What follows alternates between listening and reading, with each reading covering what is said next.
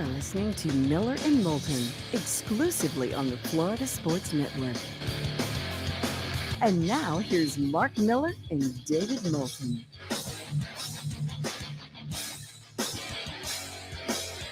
Top of the morning to you.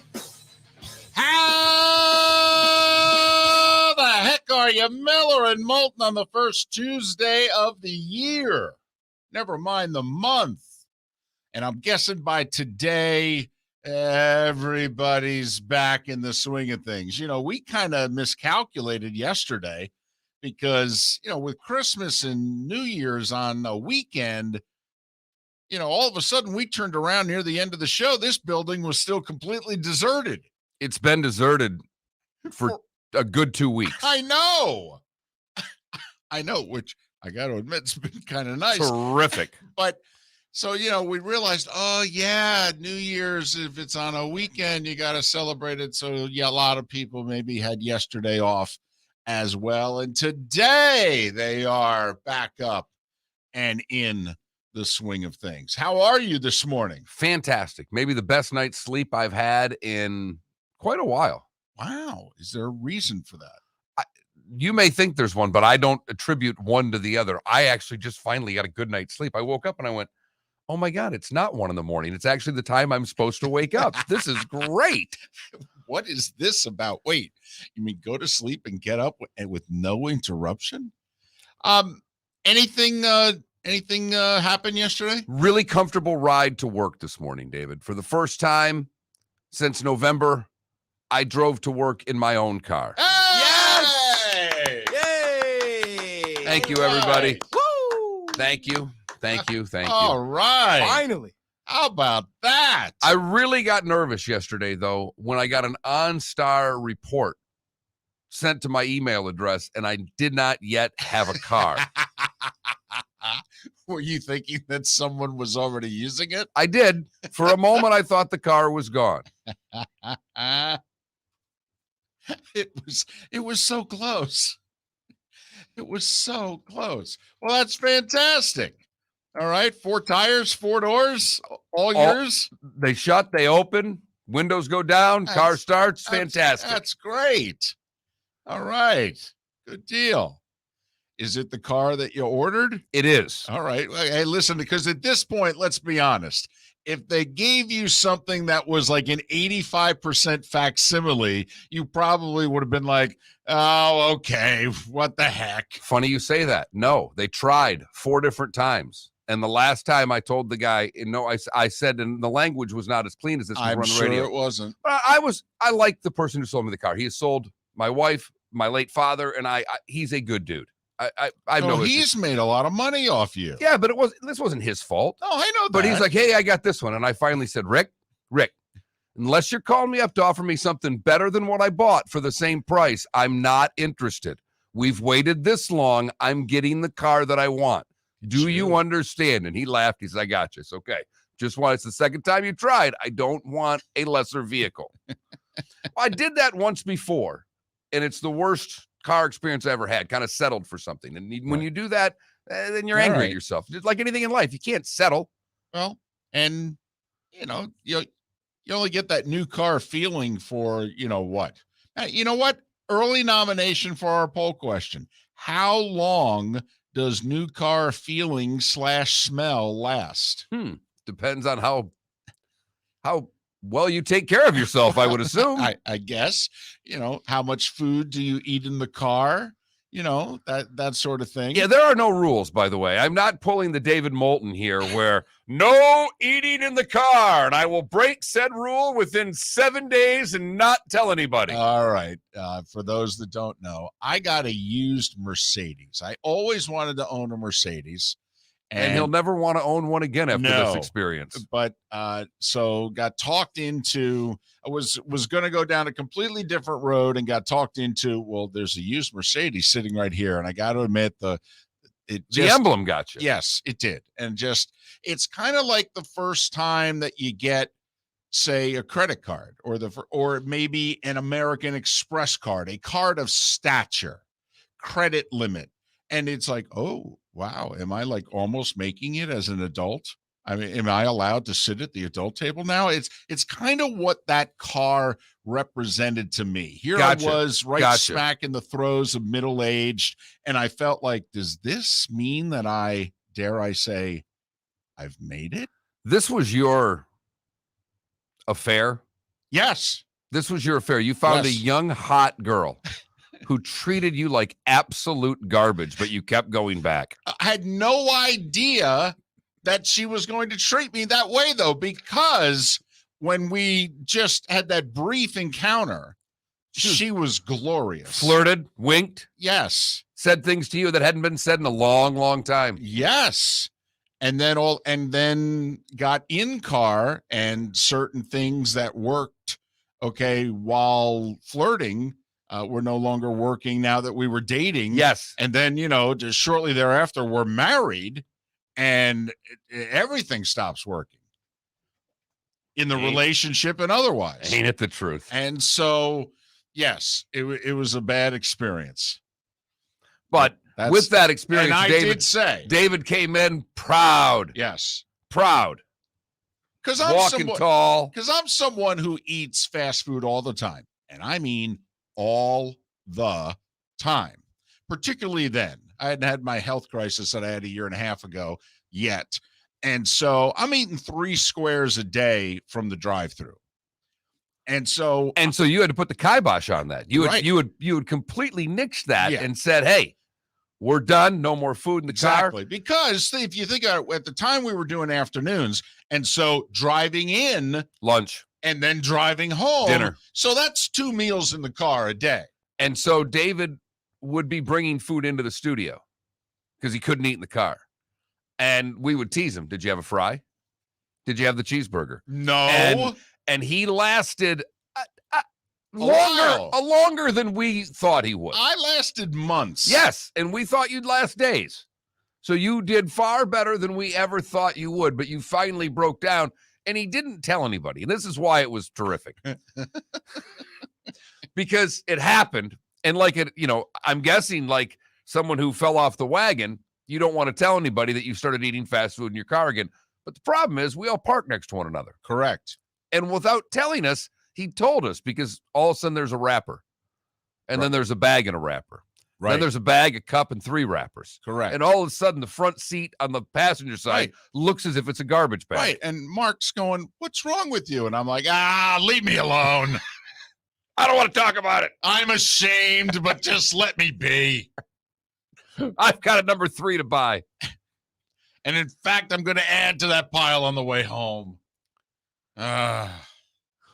Speaking of piles, wow, you could transition anywhere with that one. I know, but can we just talk about the Cleveland Browns for just a moment?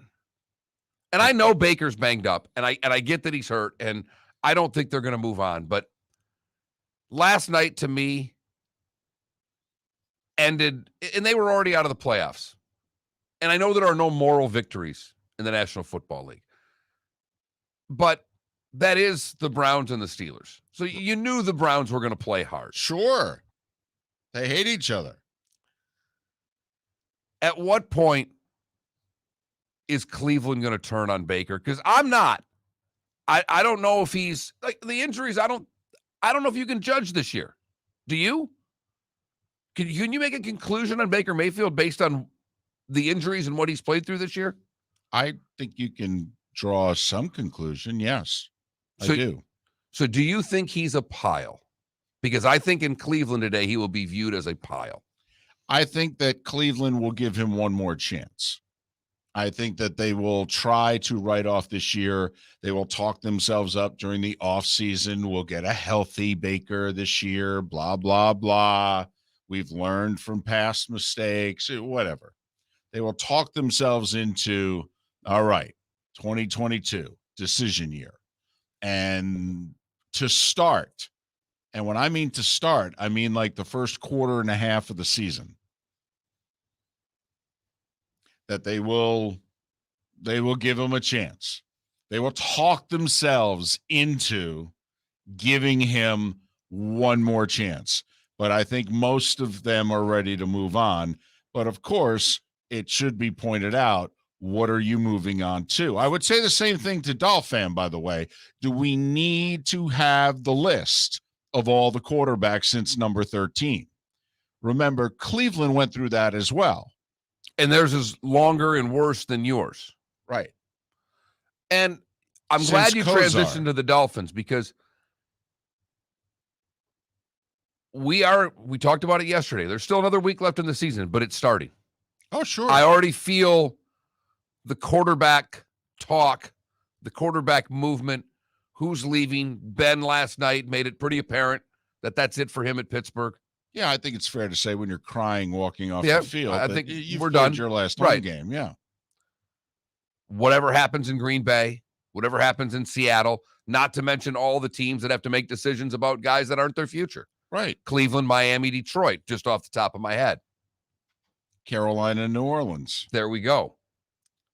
I think you can throw Atlanta in. At what point are they going to draft the heir apparent? Matty Ice has served them well. He was drafted 15 years ago. And at what point, I mean, I'm guessing at this point, no one would either want Ryan. I mean, I don't think he's worth much, but that team's not good. I'll tell you what, though, for a team that we think is not good, they do have 7 wins. Right. Okay, which makes you think. And if you're Atlanta, and you're looking at Cincinnati, that's what a lot of teams are now going to do. We put a couple of receivers around a quarterback, and you can change things overnight in this league nowadays, in which offense can lead you to success quickly. Usually it was defense had the quick turnaround. Now, but Atlanta's had 2 receivers and a quarterback virtually for the last 6 years. Well, but the receivers have basically gone away. They got rid of Julio, and Ridley has got some issues. And he's walked away from the game, and there's no guarantee that he's going to return. So they've got Pitts. And, I mean, they feel as if they have Pitts. Right. And they have an old Matt Ryan. And yet they've won 7. And could keep New Orleans out of the playoffs by winning 8. Right. So. But that was as the game was going on and as Pittsburgh, kind of had him at arm's length, and I'm watching Baker throw a pick and play bad. I didn't know if they're going to throw him to the heat pile this year, but I will say we have a week left in the NFL season, and my brain's already thinking about offseason quarterback moves. Well, this is how bad Baker Mayfield was last night. In mid-second quarter, I'm thinking, you got to pull him. You got to bench him. He threw 10 consecutive incompletions, Mark. That's really difficult to do in the modern-day NFL. When defenses will give you that 2 to 4 yard completion. I mean, they will hold a sign at the line of scrimmage saying, we'll give you the 4 yard dump off. And we'll give you 20 of them, in fact. No problem. Whenever you want it, it's there. I mean, Ben Roethlisberger's just spent 3 years throwing that pass. Right. He's the only guy in the league that throws 4 passes a game where the guy's tackled for a loss. And so 10 straight incompletions. In a high percentage offense with a lot of tight ends and 10 straight incompletions. No, I understand. So I really thought he should have been pulled. And certainly by mid-third quarter, I thought he should have been pulled. I agree with you. And it's something that they don't do in the league, and you and I have always thought that they should. If a guy doesn't have it, what's wrong with pulling him out? If the starter pitcher, your analogy has always been if the starting pitcher comes out and throws batting practice in the first inning, what do? They pull him. Yeah. I mean, if you think about it in the day and age when your aces used to make 32 starts, there were 2 or 3 times a year where they just didn't have it. And you knew. And so, why leave them in there to get pounded for 110 pitches in 6 1/3? You pull them after 3 innings and you're like, you don't have it today. All right, we'll go to the bullpen. Don't worry about it. You'll get them next time. We know that. Why can't you do it with a starting quarterback? Some days they just don't have it. He clearly didn't have it last night. So it's a shame because the Browns were trying to do what Buffalo has done. The Dolphins this year were trying to do what Buffalo has done. Remember when Buffalo with Tyrod Taylor snuck into the playoffs at 9-7. They made the decision. This group has gone as far as it can go. They retooled it very quickly on the fly. They had 1 step back season, And now they've made the playoffs 3 straight years. And so this way, the Tyrod Taylor season was not the aberration. Jacksonville, meanwhile, they've only had 1 year in the last 10 in which it's like, hey, you did something. Now that looks like it was a complete fluke. The Dolphins can never. That's why, to me, I would love for them to win the final game of the year. Back-to-back winning seasons. I know you'd miss the playoffs both times, but Mark, some franchises have to start somewhere. Cleveland couldn't even back up last year's success with a 9-8 season this year. Absolutely. That's a complete and utter failure. It is also why Game 17 is going to change fan base's thought process going to the offseason. Because 8-8 you can tolerate. Ooh, I'm rhyming already this morning. 8-9, David, doesn't have the same ring to it. It just, I know it's only the difference of one game. But 8-8, you clawed back to 500. Right. You know, you could be 6-8. We won our last 2. We got to 500. Showed a little pride. Unless it's 9-8, or, of course, Pittsburgh. There you go. There you go. Mike Tomlin threatening to have another 500 season the hard way. Guaranteed himself one. Yes, he did. Mike Tomlin, once again, not a single losing season as head coach in the NFL. It's remarkable. 15 years a head coach in the NFL, not one losing season. And after the Antonio Brown escapades of the last 48 hours, there are a lot of folks going, he really tolerated him for that long in Pittsburgh? Right. 9 years he put up with AB. Yeah. 9 years. Bueller, 9 times. Miller and Moulton off to a great start on this Tuesday. We will head to Jacksonville, in which it literally is becoming a clown show. We will explain next hour. And Pat Kirwan will join us in our 8 o'clock hour to talk all things National Football League. We have a lot to kick around on this first Tuesday of 2022. Top of the morning to you. How the heck are you? Miller and Moulton, the Florida Sports Network. It's been a great start to the NFL season, and it's only getting better at DraftKings, the official daily fantasy partner of the NFL. DraftKings is putting new customers in the center of the action with a free shot at millions of dollars in total prizes. Get in on the action now. It's simple. Just pick your lineup, stay under the salary cap, and see how your team stacks up against the competition. Feel the NFL action like never before with a free shot at millions of dollars in total prizes. DraftKings is safe, secure, and reliable. And the best part is you can deposit and withdraw your cash whenever you want. Download the DraftKings app now and use code M&M. This week, new customers can get a free shot at millions of dollars in total prizes. Enter code M&M to get a free shot at millions in total prizes with your first deposit. That's code M&M. Only at DraftKings, the official daily fantasy partner of the NFL. Minimum $5 deposit required. Eligibility restrictions apply. See DraftKings.com for details. You were listening to Miller and Moulton on the Florida Sports Network.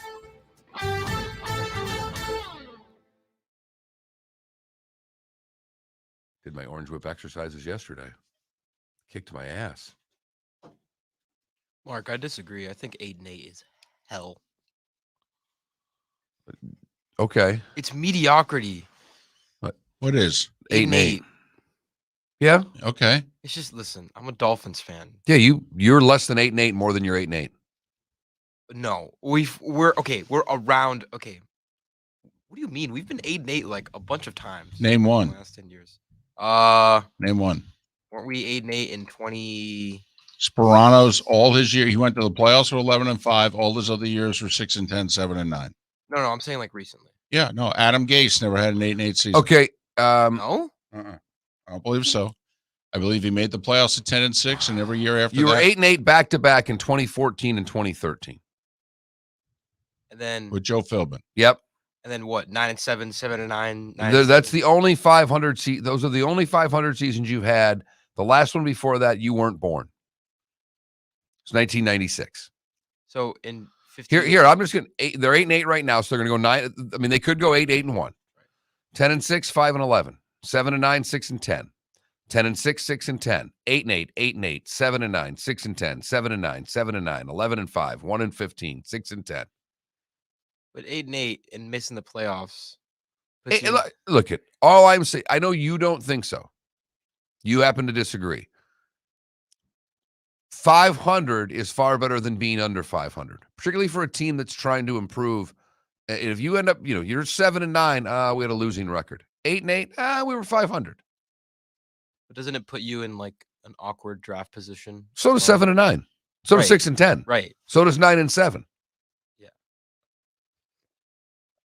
I just think that Problem is what your problem is that there's too many years where it was 7-9, 8-8, 7-9, 6-10. I look at. I understand. yeah.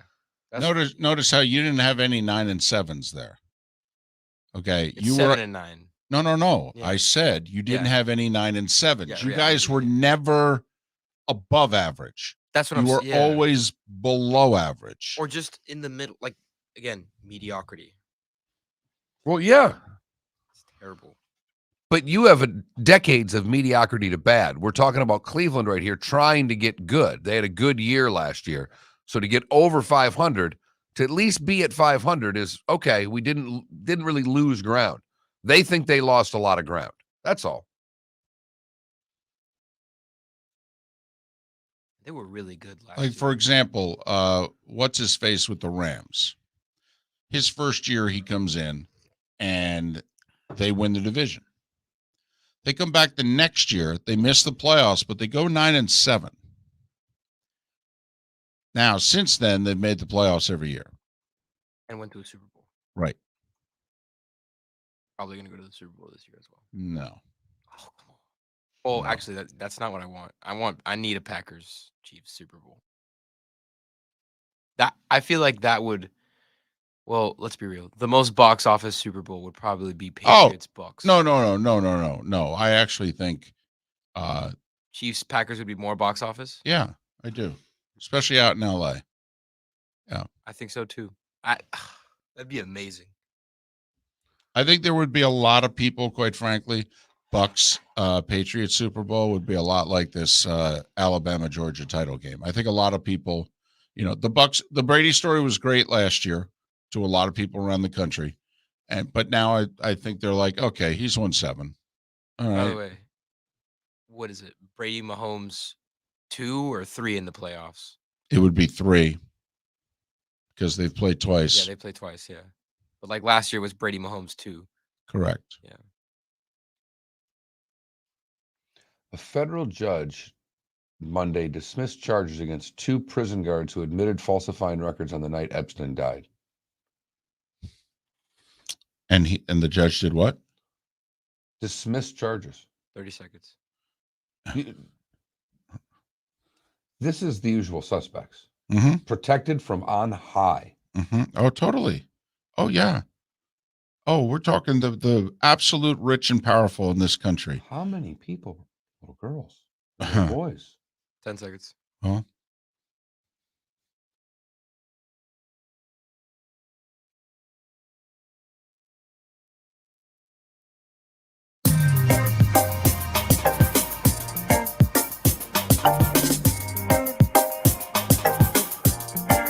Welcome back to Miller and Moulton, only on the Florida Sports Network.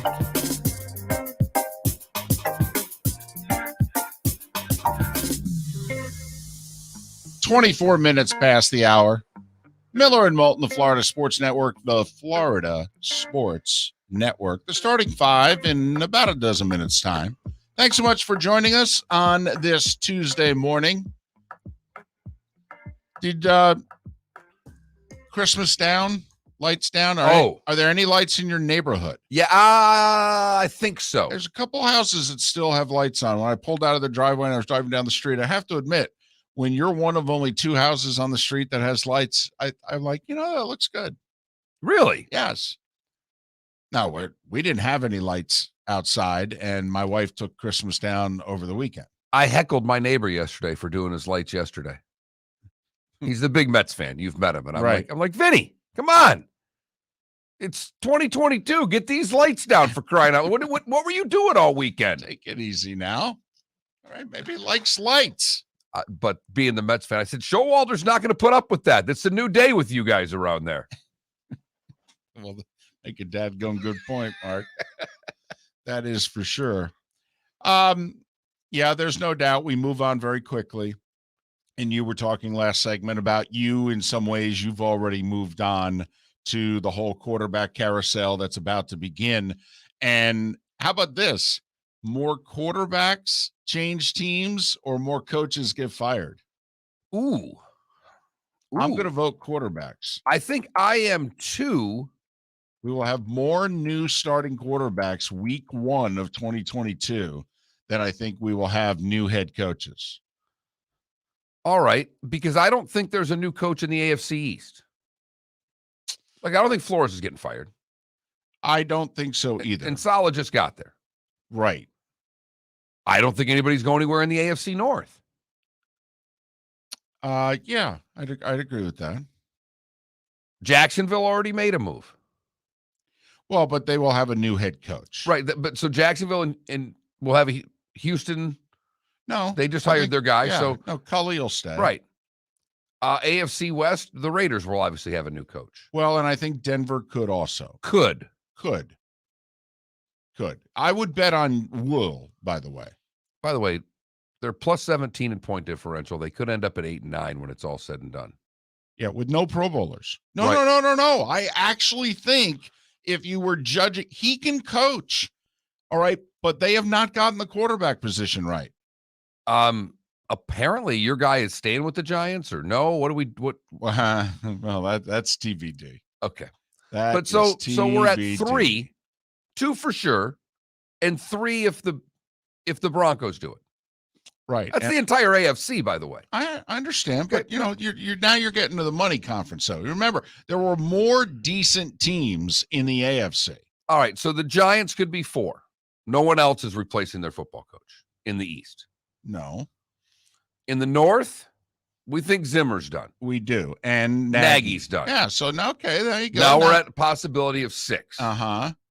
Now, I'll take Judge off the list, by the way. I put Fangio on it. I take Judge off it because the owner wants to keep the coach. So you figure when they're interviewing new GM candidates, they're going to lean towards the ones that want to give the coach one more year. In the South, anything changing there? Atlanta's not making a change. No, he just got the job. And Rule just got the job, although there are rumors that the owner's not happy about what he paid him, but that means he won't fire him because he won't more than anything want to hand him money to walk he away. Gave him a 6-7 year deal. Right. He's only 2 years in, so no. But there was a report out yesterday that I read, or the day before, that basically the owner was not, apparently feels like he was fooled by an agent to paying Rule more money, and he's not happy about it. Are you kidding me? An agent created leverage, real or imagined, where none existed? And a new owner seems bothered by it. Whoa. Come on. And in the West, I don't think there's any change. I think there's a chance. Pete? I think there's a chance. You think Russ could win against Pete? No, I actually think they could both be gone. Yeah. If you're Seattle, you need to have a summit, don't you? Don't you need to think long and hard about where are we going? And what direction, what path are we going to try because we have an old coach? Are we going to try the short-term thing? Or if we really sit back and look at this, shall we admit, we had a great 10-year run but we got to retool this sucker. We're not in great shape going forward from top to bottom. We got 2 receivers, we got a quarterback, we got a linebacker, but we don't have a lot of draft capital. Our roster's probably the worst in the division.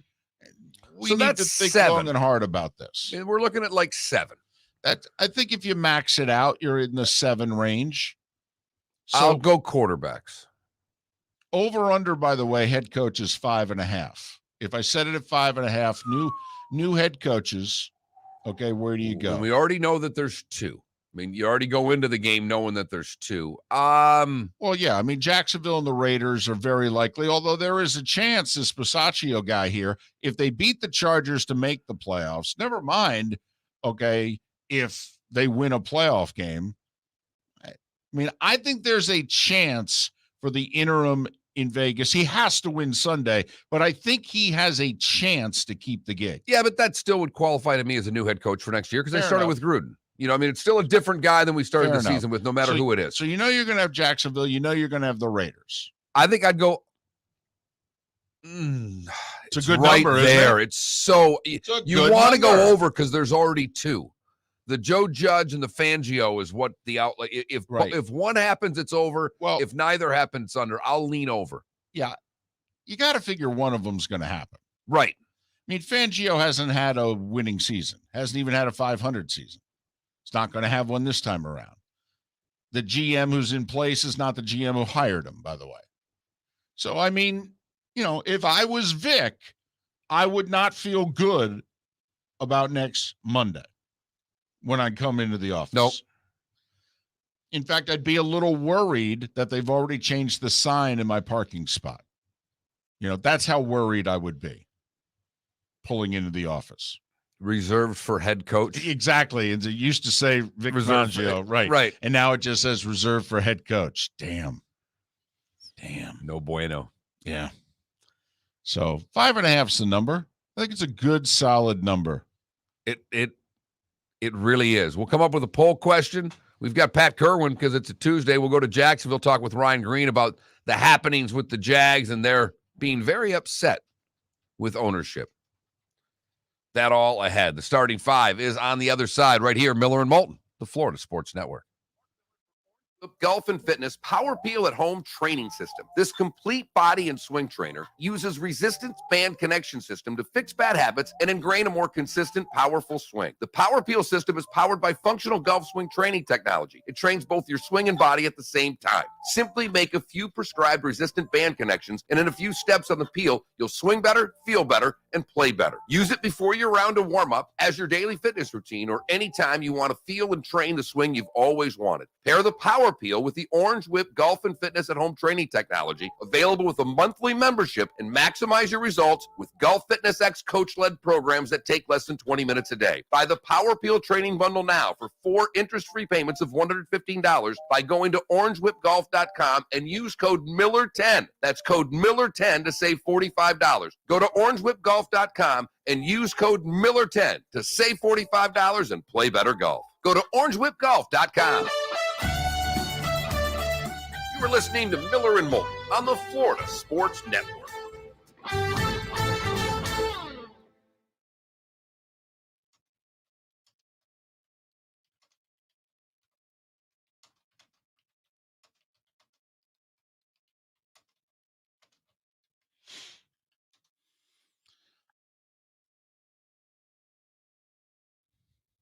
Yeah, about Shanahan and the Niners. I think Trey Lance, that move bought Lynch and Shanahan a little bit of time, no matter how this season went. I got to admit, though, if I was them, I'd like to make the playoffs this year as opposed to miss it. I don't think that'll be well received.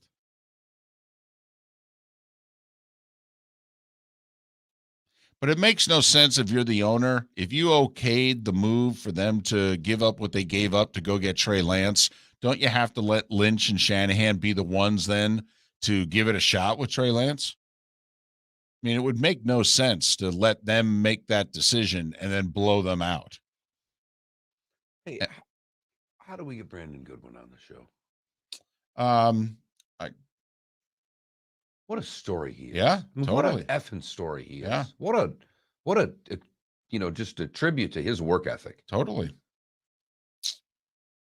I did just reading Bickerstaff's comments on. I did not see those yesterday. He got a standing ovation. His second game as a Cavalier, walking off the floor at the end of the game. He got a standing ovation. Wow. Brandon Goodwin, who played at TCU. Yeah. He just resurfaced here with the Cavs. Yeah. Because they lost both their point guards. Now they traded for Rondo, but while that deal was going down, they plucked Goodwin. The Raptors, I think, called Goodwin up from the Knicks G League team for a game because of COVID. And then they were done with him. And so the Cavs grabbed him. And he played like 30 minutes each of his first 2 games and played well. That's awesome. Led them to 2 wins also. And he got a standing ovation from His Cleveland. second game, he was walking off the floor. They gave him a standing ovation. He like missed a couple of free throws late that he took to Twitter and apologized for. He said, "Hey, I'm still getting the rust off. I won't miss them next time." And people were like, "Don't worry, man. You keep playing as hard as you do, blah, blah, blah." I'm telling you, man, the Cavs are winning me this season. They are winning my heart. There is a rumor that when this season is over, that a certain someone may try to return. Oh, Really? Take a look at the rosters. I You know. Tell me which roster, as you're approaching your 38th birthday, would you rather be on? Right. Oh, yeah. By the way, which conference would you rather be in? The East is really good. The East is really good, but it's not as top heavy, I don't think. Right. The West is a little more top heavy, but the East is still very, It's very good, but I think the East is better than the West. top to bottom, yes. Yeah. Also, but remember, if the Clips get healthy, how different they are. The Clips would be NBA champions if they were healthy in the playoffs. But when the playoffs come, there's a good chance they will be. Right. That's all. We'll see. Because, they choked pretty hard in the bubble. But that's the bubble, so it's completely different. But I don't think LeBron would make his decision based on basketball. Do you think that he made his decision to go to LA on basketball? no, No. not at all. It was a combo deal. It was entertainment. He had movies in the pipeline, the whole deal. I just think there's a chance. There's a chance because when you look at the Cavs and you look at their roster, all right, also the 2 guards don't get along. Okay, Sexton, in Cleveland? Sexton and what's his face, Garland. I think they're gonna. And they don't. I would move Garland. I would move Sexton. Exactly. And what Yes. position does he play? Exactly. LeBron. Thank point you. Guard. Oh, wow. Okay, I could see a scenario, whether it's next year or midway through the year or what have you, where LeBron is brought in as the missing piece. Like they're a 50-win team, and LeBron is brought in to get them over the hump. That'd be awesome. Love how we're talking about a guy playing point guard for a new team who's currently playing center for his current team. Right. He's fairly versatile. I have him on fantasy. He is a cheat code. Also 10 seconds. Was he the first pick? No, he was my second pick. My first pick was Jokic. I had the first pick of the draft.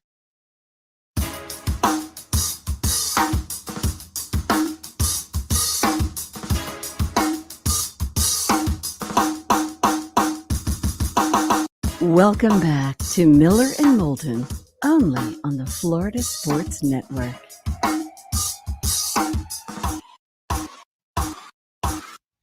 It's 21 minutes before the hour. Top of the morning to you, Miller and Moulton, the Florida Sports Network, the Florida Sports Network. Check us out, the Miller and Moulton Twitch.tv channel.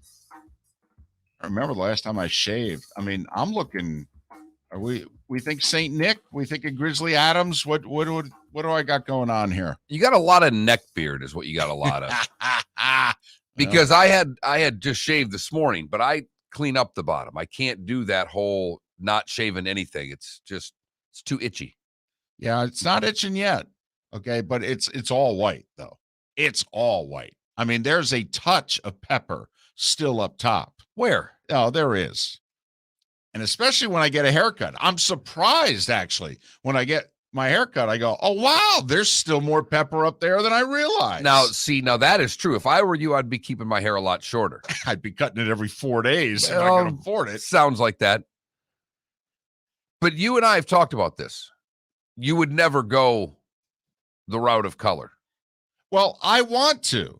And apparently I have only the 4 spouses who does not want their husband to look younger and better. Could we set you up at my salon and just do it one day and have you walk? That would be fun. Well, that would be a great April 1st after the show. We get you set up.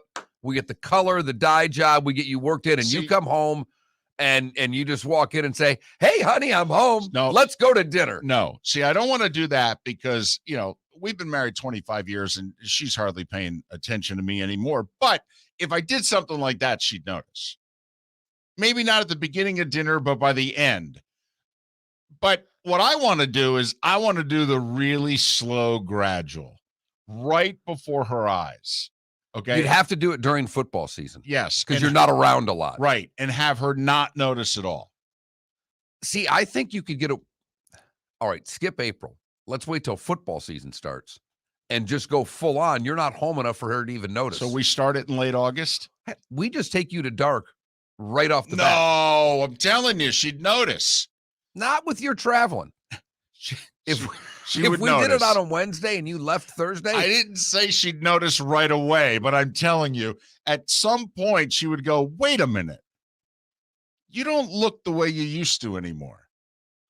Then she'd accuse me, have an affair. Have you lost weight? The whole deal. No. I don't want that. I just want the slow, gradual. Because also, you get some enjoyment when you've been married a while with the befuddled look on your better half's face. You get enjoyment out of that. It's a dadgum good point, David. Right.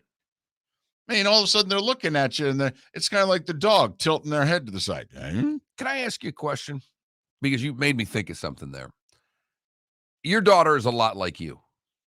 Right. And I'm noticing that my daughter has also taken on some of the characteristics that neither of our wives wanted our daughters to take on. Right. Sarcasm. Sarcasm and button pushing. Right. It'll serve them much better in life, though. I don't know what to tell you. Don't know what to tell you. How often were you blamed for your daughter's attitude by your wife? The best part I have found, it's not so much that I was blamed for her attitude, is that you get the rhetorical question. And I don't know if you get it and those listening get it as well, in which mom walks out of the room or mom gets off the phone with daughter and asks does she do this with you? I mean, that's right up there with, how do I look? Okay. I mean, really, that's a close second. Well, and what I found is that not only is that statement incredibly accurate, David, and I've been asked that several times, what's become worse is when I can get my daughter to do something in an instant that takes my wife 20 minutes of negotiating. Right. And I just simply go, yeah, she's doing it. Yeah. And then I get to look like, why? Because she wants to push your buttons. Yeah. She's watched her father mess with you, and she finds it funny. Right. Yeah. And she's figured it out at 7, by the way. Right. 7. So this is not that hard. I mean, it took her less time than it took me. Okay. 17 minutes before the hour. It is time for The Starting Five. 5 stories you need to know. It's the Starting Five on Miller and Moulton. Here's number 1. NFL. Steelers stay alive with a 26-14 win over the Browns. 9 sacks. Watt got 3 of them. What's he, a sack and a half away from tying and or breaking Strahan's all-time record? By the way, where are you on the fact that obviously now we're at a 17-game season and all of the records that have been set were set during 16-game seasons, just like once upon a time, the records were set during 14-game seasons. Right. And, we're going to go back to Maris's 62 and complain that wasn't right. I have no issues with this. Well, and I'm not a record guy, though, David. I know you're not. So that I just want the games to be played at a high level. That's all I really root for. And if that happens, records are going to end up getting broken. Just thought I'd ask, because some of the players have actually come out and said essentially that there should be asterisks put next to certain marks. Like, if TJ Watt breaks Strahan's record, he's going to do so in a 17-game season in the 17th game. I mean, I don't care. Just asking, where are you on the all-time records? Because I believe that Eric Dickerson's single-season record is going to go down here in the next couple of years. 2105. I think somebody's going to get it. I think Derrick Henry would have gotten it this year. I think Jonathan Taylor in the next couple of years has got a real shot at it. And obviously, if he sets it, he will set it with 1 extra game of help. Steelers are 8-7-1. Here's what they need to make the playoffs. They need to win at Baltimore, and then they need to have the Jacksonville Jaguars beat the Colts in Jacksonville. That's what both the Ravens and Steelers need to make the playoffs. They need a Jacksonville win. Getting hit by a meteor or the Jags beating the Colts, which do you think's a better chance Sunday? Jags slightly, but I think it's a fair question. Winning the Powerball or the Jags beating the Colts Sunday? Jags close. Do you know the Bucs technically have not released AB yet? Apparently, they're talking with the NFL. They're trying to figure out, I don't know, legal issues, money, things like that. Speaking of AB, he was at the Brooklyn Nets game last night. So when he got that cab ride out of MetLife, he didn't go very far. He must have checked into a New York, New Jersey hotel room, and he's still hanging out. Here's my question. So he went into the locker room. He just grabbed his bag with the stuff, and that's it, headed out the door? Yeah. Apparently he didn't have a wallet with him at one point in time. I don't know. Maybe he's got the Apple Pay set up on his phone, David. As for the Browns, they're 7-9, and they'll finish the year at home against the Bengals, trying to affect Cincinnati's seeding. There is some doubt as to whether or not Baker Mayfield's going to play. Everyone's acknowledged he needs shoulder surgery. Well, why play him then? Honestly, why play him in the final game of the year? Go get the surgery tomorrow. There's no reason for him to play anymore. No. By the way, you keep talking about this potential Jags victory. Well, do you understand if by chance they won, what we could have on Sunday night? Because the Chargers and Raiders both get in with a tie if the Jags beat the Colts. They literally could kneel down for the entire game. They could take knees back and forth, have a 0-0 tie, and they'd both qualify for the playoffs. but that won't happen. Would be great if it did. I want Al and Chris to call that one. College football news. Remember Dylan Gabriel? He was the UCF quarterback, and he said, I'm transferring, and he went to UCLA. Yeah, last night he said, no, I'm going to Oklahoma. Wait a minute. Oklahoma? Why would you go to Oklahoma? They've got Caleb Williams. Oh, yeah. Earlier in the day, Caleb Williams had said, I'm going to enter the transfer portal. It doesn't mean I'm leaving. I just want to see what all my options are, and I can't legally do that unless I'm in the portal. Well, it looks like Oklahoma is not buying it, so they went and got Dylan Gabriel from UCLA, formerly of UCF, 17 days ago. So Caleb Williams is in the portal, and people are wondering, will he follow Lincoln to USC? Georgia's already been mentioned. Notre Dame's already been mentioned. I love this. I'm sorry. I know this is ugly. This is messy. This is dirty. But you alumni and you diehard fans have had no problem poaching coaches from teams. That's never bothered you. I know this bothers you, but this is spectacular. You know why it bothers them? Because it's out in the open. See, what people don't want to recognize is a lot of this was going on behind the scenes. But now it's all out in the open. But, folks, there have been bagmen for 60 years in college football. How do you think that players were gotten? They were gotten by gifts, by cash. The underground economy has kept college football afloat. Reggie Bush was not an anomaly. No. And that's why for USC to be punished where others have not is beyond laughable. Wake Forest leading rusher. This is noteworthy because, Kenneth Walker actually 2 seasons ago was not Wake Forest leading rusher. Christian Beal-Smith was. And Kenneth Walker, of course, left Wake Forest, went to Michigan State, and was a Heisman finalist.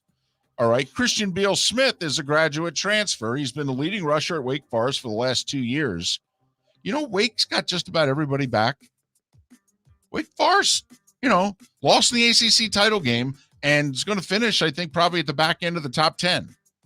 And they have 20 starters coming back, but one of them will not be Beal-Smith. he is going to be a graduate transfer.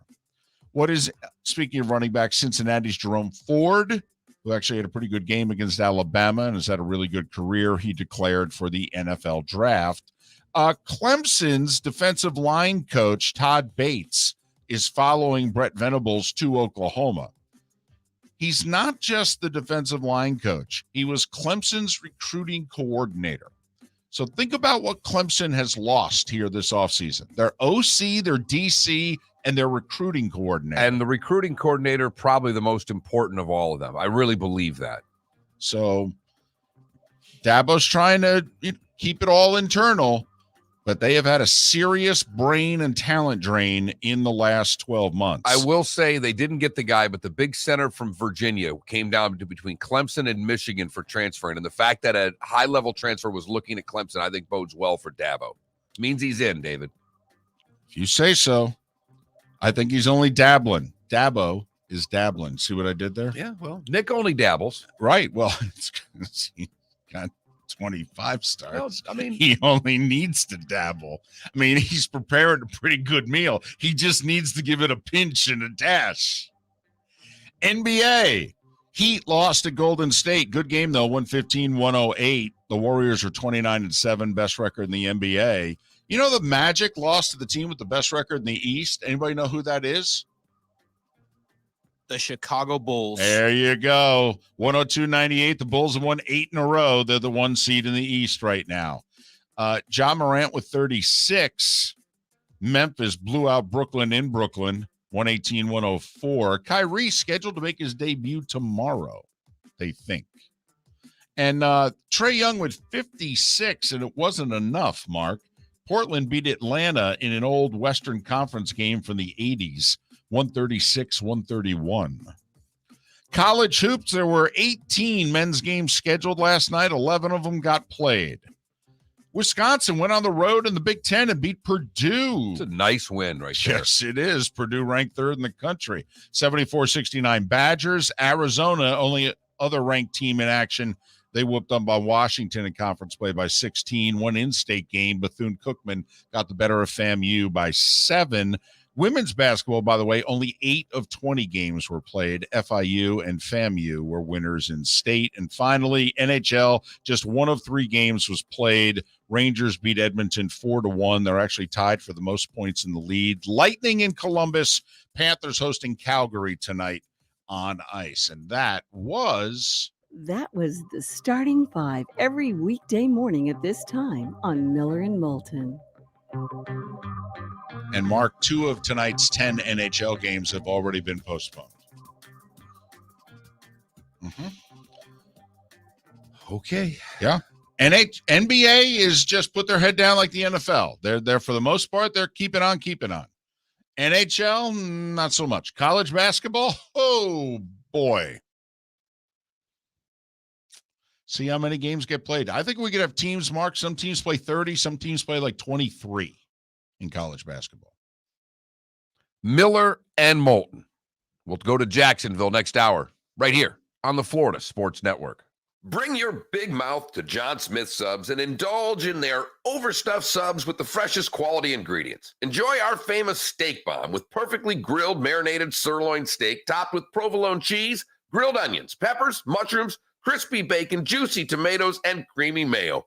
Boom! Made-to-order crispy fries can be paired with the Gator, the Cuban, the Chicken Bomb, or the Italian. Love local. Eat delicious with John Smith Subs. Find a John Smith Subs location near you today. It's been a great start to the NFL season, and it's only getting better at DraftKings, the official daily fantasy partner of the NFL. DraftKings is putting new customers in the center of the action with a free shot at millions of dollars in total prizes. Get in on the action now. It's simple. Just pick your lineup, stay under the salary cap, and see how your team stacks up against the competition. Feel the NFL action like never before with a free shot at millions of dollars in total prizes. prizes. DraftKings is safe, secure, and reliable. And the best part is, you can deposit and withdraw your cash whenever you want. Download the DraftKings app now and use code M&M. This week, new customers can get a free shot at millions of dollars in total prizes. Enter code M&M to get a free shot at millions in total prizes with your first deposit. That's code M&M. Only at DraftKings, the official daily fantasy partner of the NFL. Minimum $5 deposit required. Eligibility restrictions apply. See DraftKings.com for details. Firestone Grand Prix of St. Petersburg, presented by RP Funding, roars through the streets of beautiful downtown St. Petersburg, February 25th to the 27th.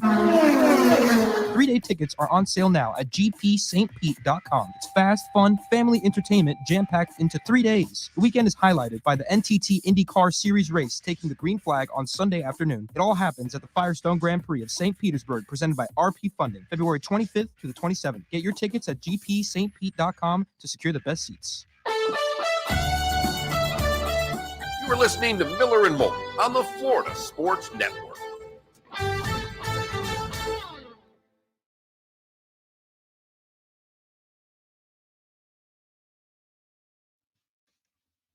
So yeah, Mark, he was the first pick of the second round by me, LeBron.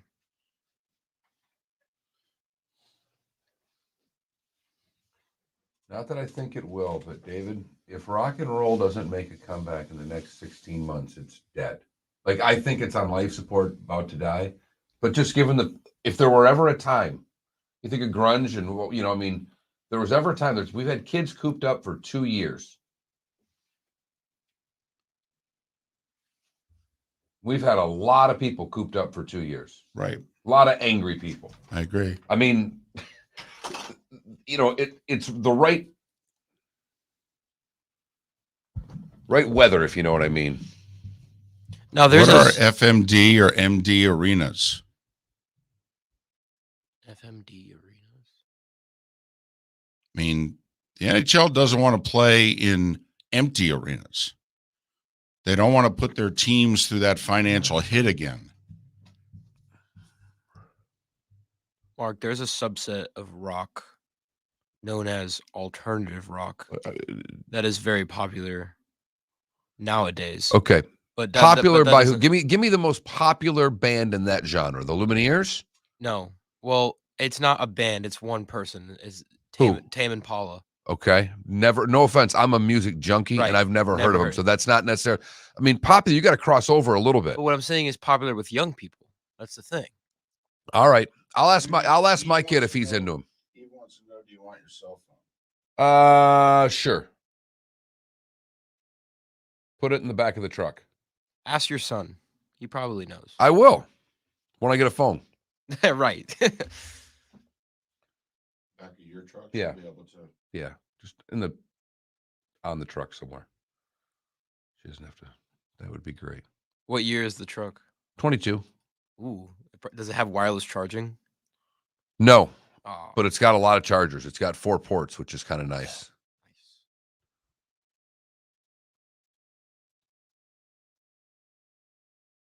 Well, Vero, why don't you tell me what the scenario is? Because we're not going to talk wrestling on this show, but if it's something that's really great and you got a link, let me know. Is he implying like WWE? No, but Raiders, it's not dead, but there's nothing new that's worth a crap. I'm with you.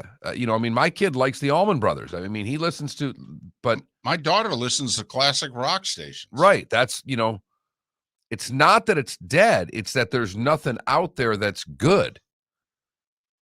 Although I will say, they're playing another song off that Killers album because the first one I thought was god awful. I didn't like it either. But the second song I've heard off, it's pretty good. Oh, good. Shouldn't say it's not bad. You know what I mean? I'm not putting in my favorite Killer song list, but I was like, okay, this is a rock song. It's not a, because like that Pearl Jam song, the Clairvoyance or whatever that has that Talking Heads vibe. I didn't love it at first. I'm like, all right, it's okay.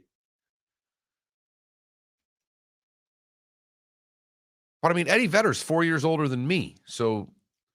Oh my God, he's my age? Yeah, so he's like almost dead. 30 seconds.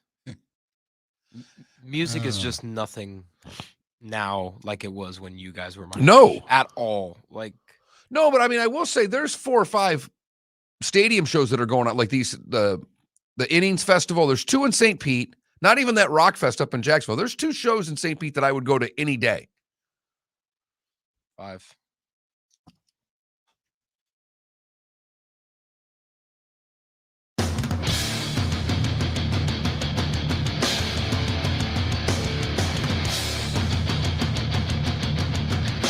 You are listening to Miller and Moulton, exclusively on the Florida Sports Network.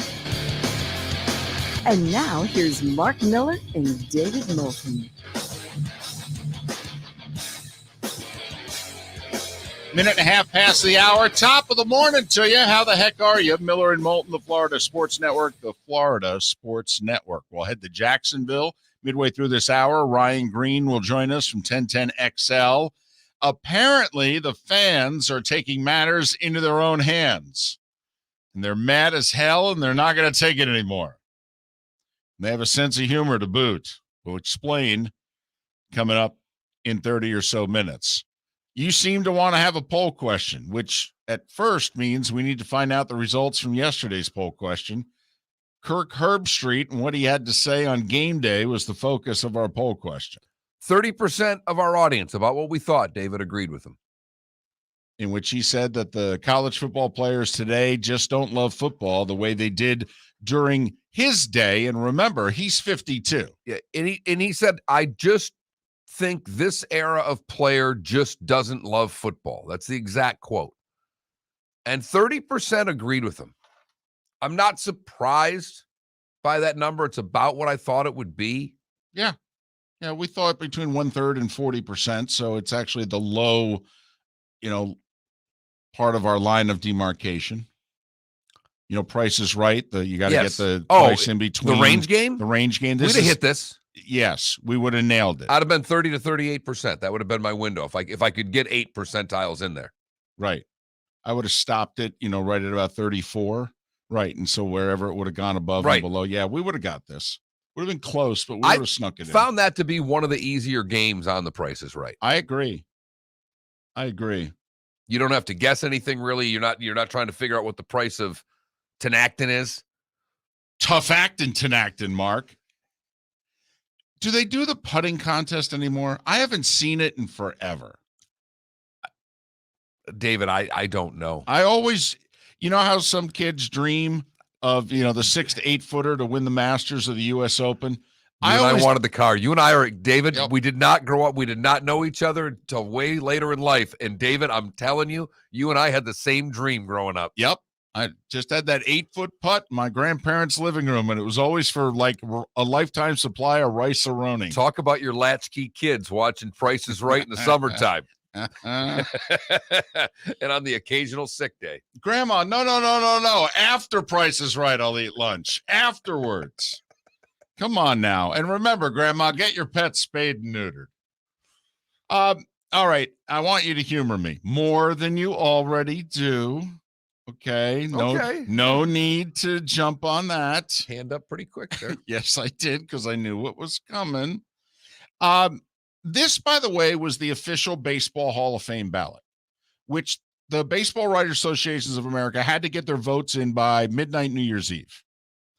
So they're tabulating it now, and I think coming up here in, 3 weeks or something, they'll announce and let us know who's in and who's not.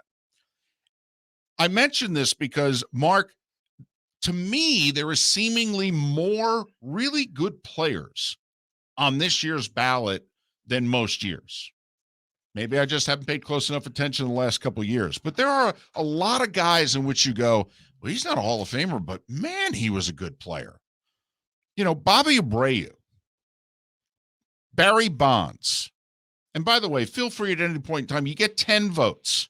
Well, I'd have Bonds in. Okay, so that's fine. Mark Burley. Good player. Whose resume is a lot better than you Good player. think. Well, all right, finish this and then we'll Roger move on. Clemens. That's another Hall of Famer. Carl Crawford. Prince Fielder. Carl Crawford with the Rays was a Hall of Fame player. If he had done that the rest of his career, Correct. he was going to the Hall of Fame. Right, but he did not. No, he did not. Prince Fielder. Really nice career. Todd Helton walks right up to the door. Got the whole Colorado factor, but a lot of people think, Larry Walker just got in. Right. And will that pave the way for other Rockies in the future? Ryan Howard. I mean, there was no more prolific home run hitter in the history of the sport than the first half of Ryan Howard's career. That includes Kiner, Ruth, you name it, all-time sluggers. His home run per at-bat ratio, the first half of his career, was the best in the history of the sport. What's his final number with home runs? Under 400, I believe, because of injuries. Tim Hudson, good player. Torrey Hunter, really exceptional player. Yes. Exceptional player. I don't think of him as a Hall of Famer. But you think of him as one of the 5 best defensive center fielders you ever saw. Right. He's a Ring of Honor, and I know they don't do that in baseball, but to me, Monument Park, if you were a Yankee, totally. But you know what I mean? He's a twin. Right. Absolutely. As a twin, he's an all-time twin. I mean, I think he's good enough in which you consider whether anybody should ever wear 48 again. I don't argue with you at all on that. Andrew Jones. Really good player for a short run. But when he got going, his young years was just tremendous. Well, and also had just was lost in the desert there and then had a little stretch at the end. Right. In which it reminded you of, you should have saw this guy when he was 24, whose career numbers, by the way, are right there for the Hall of Fame. Well, he jumped into the league at a pretty young age, right? Yeah. He was like 21, 22. I mean, he was I think he was 19. Okay. As an all-star with the Braves when he had the 2 home run game in the World Series against the Yankees. That's what it is. It was either 19 or 20 when he did that. Jeff Kent. Those numbers, they're Hall of Fame numbers. And he was a much better defensive second baseman than he's given credit for. Those are Hall of Fame numbers. Jeff Kent is a Hall of Famer by the numbers. Tim Lincecum. Justin Morneau. Won an MVP. Joe Nathan, over 300 career saves. David Ortiz. Jonathan Papelbon. Papelbon's not a Hall of Famer, but for half a dozen years, he was one of the 3 best closers in baseball. Yes, he was. And he pitched during the same time as Mariano Rivera, so that's one of the 3. Jake Peavy, really good player for a long time. Another really nice player. Andy Pettit. We don't think he's a Hall of Famer. You and I don't. But his metrics and some of that stuff get him really close. Especially, people want to harp on that because they were in the postseason all the time. He has the most postseason wins of any pitcher ever. A.J. Pierzynski, whom you and I love. Loved him as a player. Loved him, like him as an announcer. A.J. was the type of guy in which when he was on your team, you loved him. You were on the other team, you hated him. I love guys like that. Really good career. Not Hall of Famer, but a really good player. Manny Ramirez. He's a Hall of Famer. Alex Rodriguez. He's a Hall of Famer. Is there a point in time, though, that you think that Alex was clean? I don't care.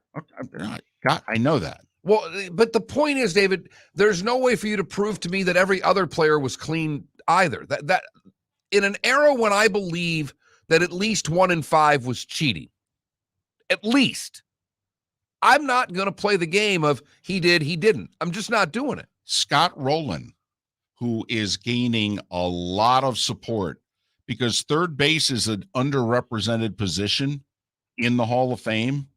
And there are a lot of people that are saying he was the best third baseman of his era, not named Chipper Jones. Jimmy Rollins, whom I love. Quite frankly, if Jimmy Rollins were on the Mets instead of the Phillies, the Mets would have won a couple of World Series. I love everything about Jimmy Rollins. Kurt Schilling, and the fact that this is his final year on the ballot is a joke. And this is Jack Morris all over again, only with politics involved. And it's really asinine. Look, you don't have to like the guy. You don't have to like his politics. You may think he's a horse's ass. Who cares? Thank you. Who cares? Thank you. He's arguably the greatest postseason pitcher ever. See, and don't play this game we can put the bloody sock in. He's a guy that you have trouble telling the story of baseball without him in it. There are significant moments significant moments in the history of the game that he's a part of. Helped lead 3 different teams to the World Series, won the championships with Arizona and with Boston. So again, when we're talking about the history of the game, right. He pitched in 4 World Series, won 3 of them. Gary Sheffield gets right there. Over 500 I know. homers. All right, but admitted to using the cream. And it's why he's not going to get in. But if we're doing the numbers, Gary Sheffield was a stud. Sammy Sosa, Mark Teixeira, Omar Vizquel, who was going to get into the Hall of Fame in the next couple years, and then had the scandal in which he's apparently a really bad dude. Yep. And so that's part of it, so he won't get in. No, he won't get in at all. His numbers, his career at that position, arguably the best defensive shortstop since Ozzie Smith and Billy Wagner. I mean, that's a hell of a ballot. There's a ton of... There aren't many guys in there that you just say no. I mean, Jake Peavy, I think, is the worst player that I just mentioned. And he had like a 15-year career in which he was a stud at various points in it. And a good big game pitcher. Billy Wagner, by the way, is getting a lot of support. First off, not a lot of lefty relievers in. All right, you look at his closer numbers and all that. I mean, he didn't compile as much as Hoffman did, but there are those that argue he was actually a more effective closer, more dominant one. Well, I do think that relief pitchers, obviously, with starting pitchers declining in what they bring to the table, you're going to see more guys that finish games get in the Hall of Fame, David.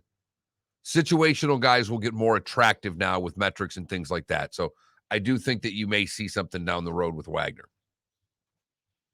So that was the ballot.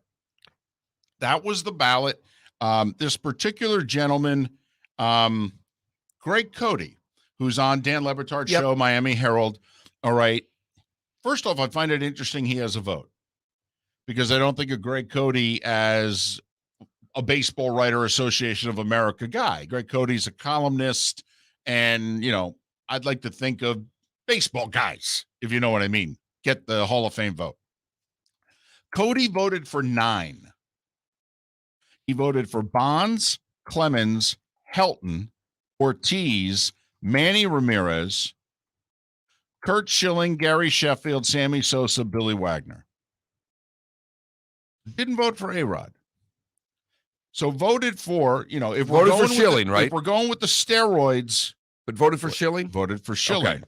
But voted for Bonds, Clemens, Ortiz, Manny Ramirez, Sheffield, Sosa. 6 of his 9, okay, clearly associated with performance-enhancing drugs, but didn't vote A-Rod. The other 3 then were Todd Helton, Curt Schilling, and Billy Wagner. Just throwing that out there. I mean, the votes will come in here, you know, next few days or a couple of weeks, whatever it is. They take care of it in January. It's apparently the only baseball you're going to be able to talk because, you know, there's right. Will teams be able to put the player that made the Hall of Fame on their website?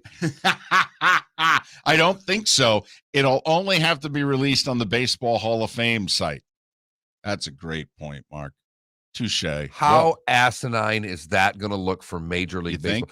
Think about it. Now, I don't know who's going to get in. Like, Roland seems to be the guy that... Well, I think Schilling's going to get in. I really do. He was the closest one last time when no one got in. Right. Technically last year. And I know there's, like you said, there's a real big groundswell for Scott Rowland to get in. Yes, there's also, it's the final year for Bonds and Clemens. And according to early polling, they are getting more support than they got last year. And they got around 60% last year. And they need 75, right? Okay. There's 440 voters. If everybody returns their ballot, you need 330.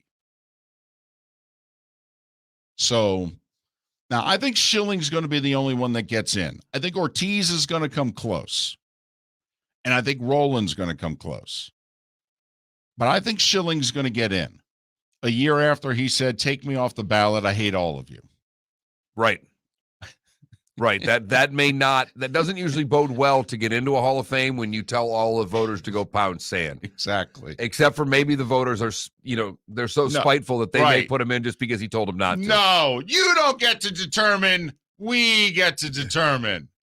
So there. Greg Cody's a baseball writer, huh? Oh, well. No problems with this Hall of Fame. I like his ballot. Yeah. I have no issues with his ballot, but come on. One final baseball note. Did you see where MLB Network essentially fired Ken Rosenthal yesterday? Yes. His contract was up at the end of the year, and they did not renew it. That's getting fired, everybody. Right. Right. When you're getting paid and they tell you they're no longer going to pay you, that's fired. How many of those did you have? Only one. I had one, too. I didn't have contracts that often. No, two. One in hockey, and then right in this very place where I'm sitting right now. Yes. I remember it well. It was a Monday. Dose. Right. Dose contracts. They asked you to finish the week, which I thought was really magnanimous of them. So Rosenthal apparently fired, and people trace it all the way back to the 2020 dispute about, are we going to have a season? How many games are going to be and what have you? And he wrote things critical of both sides, including Rob Manfred, the commissioner. And the thought is Manfred's skin is so thin that he has held it against Rosenthal, who was basically banned from the network for 3 months after that. All right. Brought out of mothballs only for the trade deadline, then put back in mothballs, and then apparently was tolerated the final year of his contract. But the guy who is basically regarded as the best day in, day out reporter of baseball was let go by MLB Network. Hello, Athletic. And as a lot of people are saying, it'd be nice if the commissioner of baseball actually liked baseball. Might be better for the sport if they had a commissioner who liked the sport. There were a lot of people that said that same thing about Gary Bettman for a long time. A lot. I was one of them. Gary Bettman's turned out to be a great commissioner for that league. I don't know if that will ever be said about Rob Manfred, but there are things that are going to happen with this deal that 8-10 years from now, people may have a different view of Manfred. Miller and Moulton. Thanks for waking up with us on the Florida Sports Network. Mark Miller for Orange Whip Golf and Fitness Power Peel at Home Training System. This complete body and swing trainer uses resistance band connection system to fix bad habits and ingrain a more consistent, powerful swing. The Power Peel system is powered by functional golf swing training technology. It trains both your swing and body at the same time. Simply make a few prescribed resistant band connections, and in a few steps on the peel, you'll swing better, feel better, and play better. Use it before your round of warm-up, as your daily fitness routine, or anytime you want to feel and train the swing you've always wanted. Pair the Power Peel with the Orange Whip Golf and Fitness at Home training technology, available with a monthly membership, and maximize your results with Golf Fitness X coach-led programs that take less than 20 minutes a day. Buy the Power Peel training bundle now for 4 interest-free payments of $115 by going to orangewhipgolf.com and use code Miller10. That's code Miller10 to save $45. Go to orangewhipgolf.com and use code Miller10 to save $45 and play better golf. Go to orangewhipgolf.com. You are listening to Miller and Moulton on the Florida Sports Network.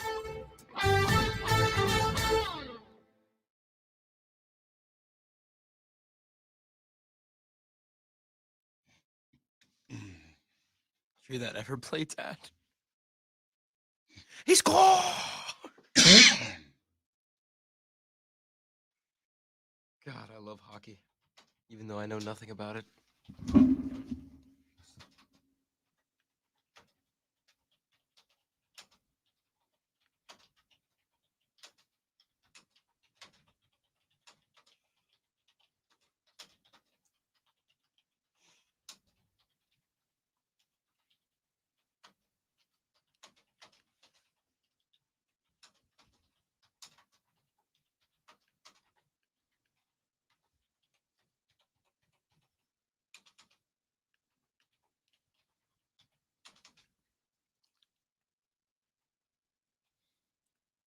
So, Mark, I feel like I've asked you this before, but did you play hockey when you were little? I played hockey in high school for 2 years, but I was on skates at a pretty young. I mean, I had a little river creek behind my house that froze that we play hockey on. That's amazing. I mean, that was normal. And in my hometown, Hoyt Park was a big softball field, like probably 10, 12 softball and baseball fields. And in the winter, the city would flood it because it had all the lights for softball. So the city would flood it. Half was to play hockey and half was just for people to skate. And there was like a warming house where you go get a hot chocolate and the hills you could sled and toboggan on. I mean, that was like a regular thing when I was a little kid to go ice skating for the night. Wow. Right. You don't really think of that and it's been closed forever, and global warming's a fact because I don't think they could freeze that now if they tried. Damn, really? Oh, that sucks. But yeah, in high school, we'd finish high school and literally go to the rink, go out to the outdoor rink because I'd have practice in the morning.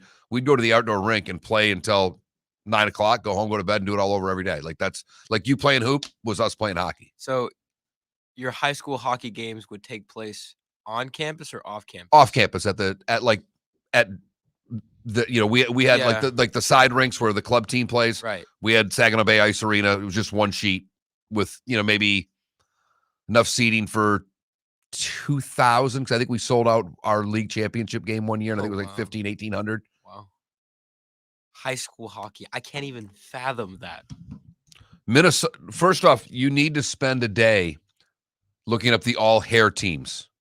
All hair? Oh, no. If you just type into YouTube Minnesota high school hair team, you will die. The entrances in the Minnesota state finals of hockey is like the Indiana state finals of basketball. It is. I covered it. I bet. Covered it for 5 years. How many people are at those games? They're completely sold No, out. and we're talking 20,000 seat the arena. NHL arena. The NHL arena sold out. It was at the St. Paul Civic Center forever. Now it's at the XL Energy Center. Completely sold out. Completely sold out. It's the Wild. It's why the Wild, when they're bad, don't matter. They changed the Minnesota high school hockey tournament too. It used to be just 8 teams from all over the state, and it didn't matter your classification. That was considered like the original tournament. Same like in Indiana. Remember, like 15 years ago, they changed it. Right. Yeah. They did the same thing in hockey. And because of it, there was these 2 neighboring towns right on the Canadian border, Roseau and War Road. Hockey factories, both of them. They had to play each other every year in the sectional final. Winner goes to states. That was the game of the year in the state of Minnesota. Oh, my God. Was the War Road Roseau sectional final. I mean, we're talking the Broughton families, all from Roseau. Yeah. Christian families, all from War Road. I mean, unbelievable. We would travel. It was 2.5 hours from Fargo for me to get there. And we'd be there live at 6 and 10, okay, with a satellite truck covering the game. 2 towns combined that had about 8,000 people. Yeah, the Mullets. Yeah, no, the Flow. No. I'm telling you, they have an all hair team, and they'll put their. I mean, they get the shake. It's out of this world. Great. Whoa! Look at this guy. 30 seconds. Check this guy out. Mark. Oh yeah, I've been there. Wow. Oh my God, this guy's got the ginger afro. Wow. These look like my players. 5 seconds.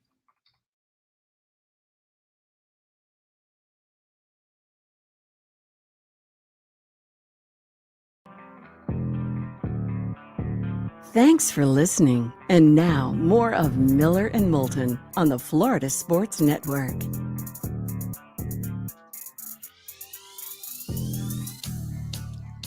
It's 24 minutes past the hour. Thanks for being with us on this Tuesday morning. Miller and Moulton, the Florida Sports Network, the Florida Sports Network.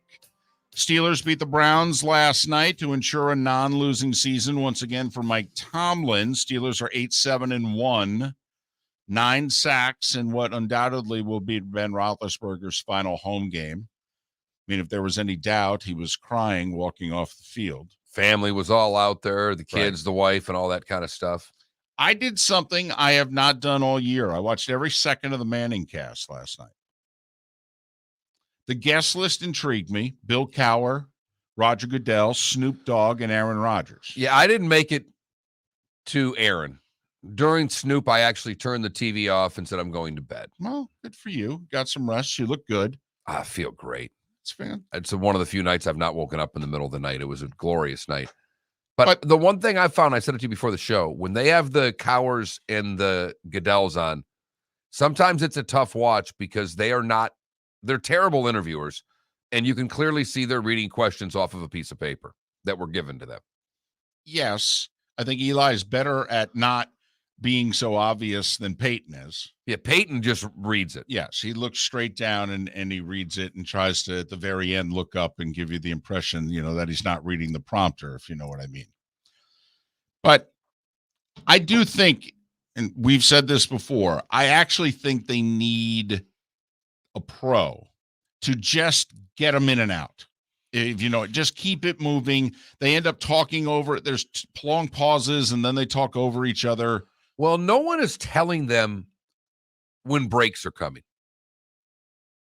Or if they are, they have no idea to take it to break because they have cut off David Letterman, Bill Cowher, and Roger Goodell heading into commercial break.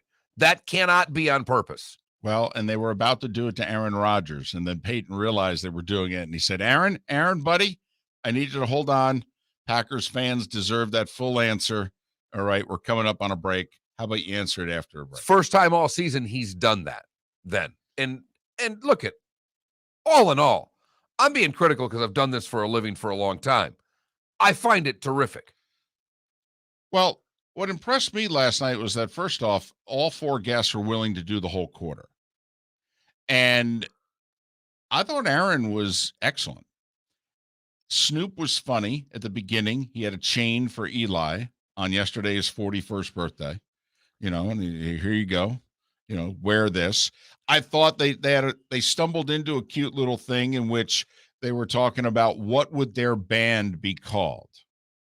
And Snoop could not, talk about one of the great freelance rappers of all time, and could not think of a name for what the Mannings and Snoop's band would be. But the audience on Twitter started chiming in, and they started throwing the tweets up on the air, and they were excellent.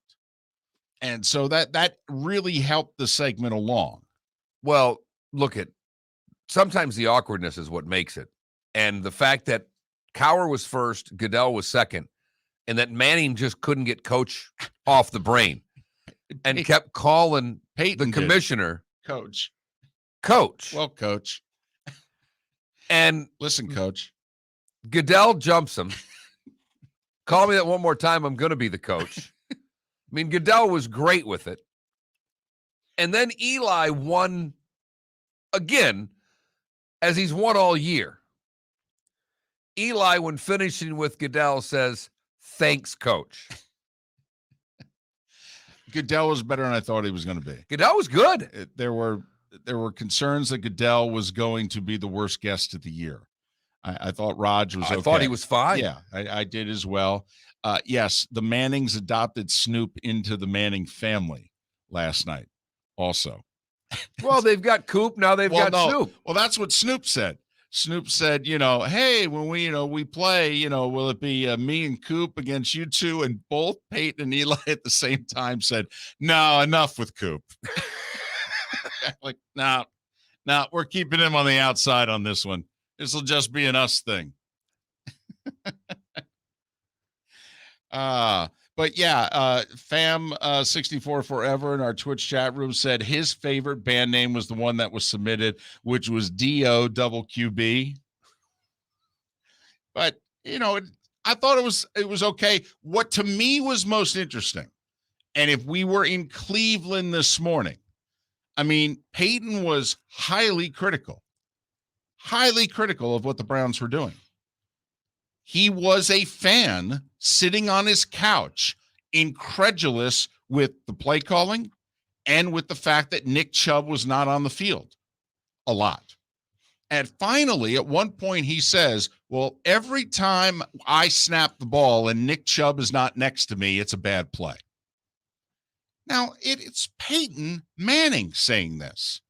That's like when Troy Aikman comes down hard on someone. It is, after all, a Hall of Fame player. Well, and a short list of the certain wing of the Hall of Fame, too, when you're talking about Peyton Manning. Right. And so when Peyton Manning is basically saying, I have no idea what the Cleveland Browns are doing tonight, at one point, listen, this is probably the closest spiritually Peyton and I have ever been, because you know me, Run the damn ball. David, run the ball, Moulton. And Peyton Manning in the third quarter says out loud, as Eli is talking, he just interrupts him and says, run the damn ball. I thought early in the game, too, Eli's trying to get Baker to roll out, and they roll him out the other way. Well, that's not what I was talking about. And I just find it the part of it that I like the most is that, David, is that every one of these Manning casts, there are 7 or 8 hard truths that come out from these guys in which there's no filter. And like that was one for Eli. Well, he's right-handed. You don't roll him out to the left and have him throw the other way. Who would suggest that? And then I think they catch themselves and kind of calm down. But in the moment, they're fans that are Hall of Fame quarterbacks. So their perspective's a hell of a lot different. Right. Eli says, what are you doing rolling him left? He's a right-handed quarterback with a bum left shoulder. And then I got to tone it down a little bit, tone it down. But it comes quickly, and it's refreshing because most announcers don't do that. Peyton did off the top when he introduced Aaron Rodgers, said, Aaron, I would like to thank you for coming and tackling the Manning curse head on. Okay. And Peyton goes, now, of course, you did just clinch the number 1 overall seed, and I don't even think you're playing this Sunday. And Aaron did say, well, we'll see about that. I know. He's been acting like he wants to play in this game. He does. He wants to play. Well, they're going to have a week off. Well, and I know we got to get to Ryan Green here in a second, but you got to remember, Eli won 2 Super Bowls. Peyton won 2 Super Bowls. Eli, one time in his career, was the 1 seed. They had a bye week. They came out of the bye. They lost. The 2 times they won the Super Bowl, they had to play every week. Peyton's first Super Bowl with Indianapolis. Remember all the times the Colts had those great teams where they were resting guys. Yes, where they were resting guys at the end of the year. They were 14-0. Roger rather addressed it. They were coach, commissioner. Yeah, right. They're the same guy. And so it was actually an interesting discussion. Rodgers and Peyton going back and forth because Aaron's had it both ways. In which Aaron said, the one time we won the Super Bowl, that was not our best team. He said, Eli, the next year you beat our best team. We were 15-1. Okay. But, the week off, we came out, we were a little sloppy. I don't know if that had anything to do with it. And so Rodgers goes, so I get the debate. He goes, I would prefer to keep playing.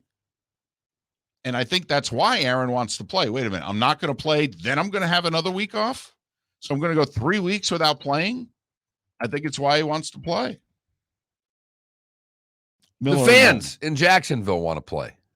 They do. They want to be heard. I'll tell you that. They want to be heard. And they've gone to great lengths to try to be heard. We will explain with Ryan Green on the other side from 1010XL in Jacksonville. He is next, right here on Miller and Moulton, the Florida Sports Network. Start to the NFL season, and it's only getting better at DraftKings, the official daily fantasy partner of the NFL. DraftKings is putting new customers in the center of the action with a free shot at millions of dollars in total prizes. Get in on the action now. It's simple. Just pick your lineup, stay under the salary cap, and see how your team stacks up against the competition. Feel the NFL action like never before with a free shot at millions of dollars in total prizes. DraftKings is safe, secure, and reliable. And the best part is, you can deposit and withdraw your cash whenever you want. Download the DraftKings app now and use code M&M. This week, new customers can get a free shot at millions of dollars in total prizes. Enter code M&M to get a free shot at millions in total prizes with your first deposit. That's code M&M, only at DraftKings, the official daily fantasy partner of the NFL. Minimum $5 deposit required. Eligibility restrictions apply. See DraftKings.com for details. You were listening to Miller and Moulton on the Florida Sports Network.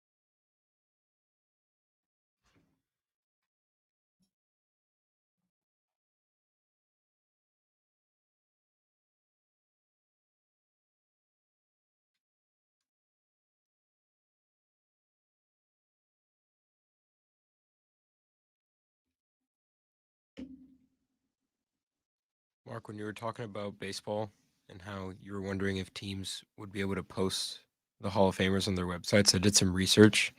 Besides a New Year's and a Christmas post, the Red Sox haven't posted on their Instagram since December 1st. Yeah, they can't. They look at, if you look on any team's website, they can't list the players right now. There's no pictures of players. Can you do me a favor? Call Ryan since we're late. I don't want him to think that we've forgotten him. Even. I did turn the heat on this morning. Yes, I did. I had to put the defrost heat on.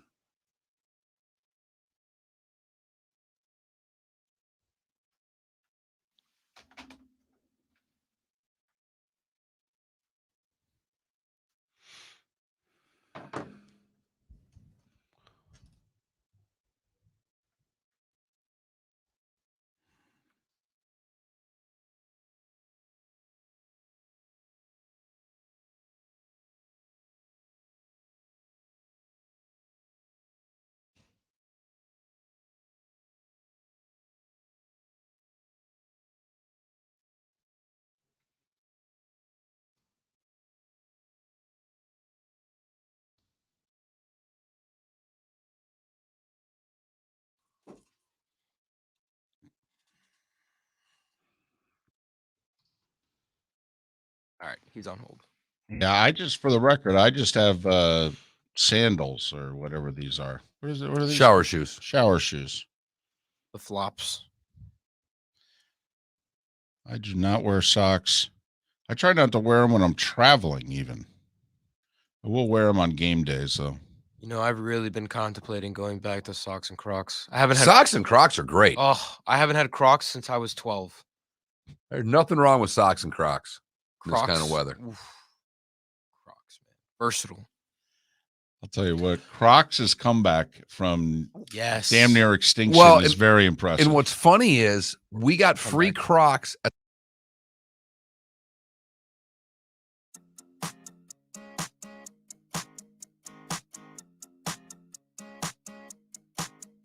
You're listening to Miller and Moulton, exclusively on the Florida Sports Network. 20 minutes before the hour, we apologize to Ryan Green of 1010XL in Jacksonville for being a handful of minutes late. You can follow Ryan on Twitter at Ryan Green 1010XL. Ryan, it's David and Mark once again. A belated Happy New Year. How are you? Gentlemen, I'm good. Good to be with you. All right. Can you explain to our masses, however big or small they may be, so what in the wide world of sports is going on up there now? Are the fans mad as hell and they're not going to take it anymore? Yeah, that's basically, guys, where we're at. Let me give you a little backstory. I know I do these numbers with you when I come on, but I think they're important. Shad Khan is the owner of the Jacksonville Jaguars. He bought the team from Wayne Weaver prior to the 2012 season. All right, so we're going on almost a decade of his ownership tenure here in Jacksonville. Since the beginning of 2012, the Jacksonville Jaguars have won 41 football games. Now, let's put that into context. Green Bay just won their 39th game on Sunday night since the beginning of 2019. So Green Bay's won 39 times since 2019. The Jaguars have won 41 times since the start of 2012. They've also lost 119, by the way. When you play 160 football games and you've lost 119 of them, that's a 25.6 winning percentage over the last decade. That is putrid. That is awful. They've made horrific coaching hires. They've made even worse general manager hires. And when the report came out that Trent Baalke was going to be retained, that was the water over the dam. That was the final straw, whatever you want to call it. Fans are angry. I don't blame them. In fact, guys, some media up here, my colleagues, heck, even myself, we were just flabbergasted that this decision was made. And so there is a very interesting movement going on up here to let Shad Khan know what the masses here in Jacksonville think of that decision. What is it about Trent Baalke that everyone hates so much? I get that Urban screwed up, but why does Baalke, in your estimation and in the fans' estimation, have to go also? I think, first of all, you got to start with the fact that he's a terrible general manager. All right. After you get past that point, wait, come on. Let that marinate a little bit. That's a good line. Let the gravy sink into the bread there a little bit. You can feel free to say it again if you want. Well, you go back to the San Francisco days and here in Jacksonville. The last, I believe, 4 or 5 years that he was either the GM or the assistant GM, they're 10-54 under his tenure. I believe that covers 2 years in San Francisco and now 2 years here in Jacksonville. 10-54. Secondly, and this is not all to do with Trent Baalke, although I think he's not the man for the job. Secondly, the Jaguar fan base is tired of not having a clean slate. Okay? In 2013, Shad Khan hired both head coach Gus Bradley and general manager Dave Caldwell. But that's the last time he's done that. In 2016, he fires Gus Bradley, but retains Dave Caldwell. Fast forward to 2018. He fires Tom Coughlin, but retains head coach Doug Marrone and Dave Caldwell. Fast forward to 2020. He fires Dave Caldwell and Doug Marrone, but he retained Trent Baalke to be with Urban Meyer. And now here we are in 2021. He fires Urban Meyer and reportedly is going to retain again Trent Baalke. No. Everybody that's had to do with football in that organization, I'm sorry. You have lost 75% of your games over the last 10 years. In Trent Baalke's tenure here, they're 3-29. They're going to be 3-30 when the Colts name their score on Sunday afternoon. Get rid of everybody and start fresh. You've already wasted an entire rookie season of Trevor Lawrence. That poor kid has been sent through the meat grinder this year.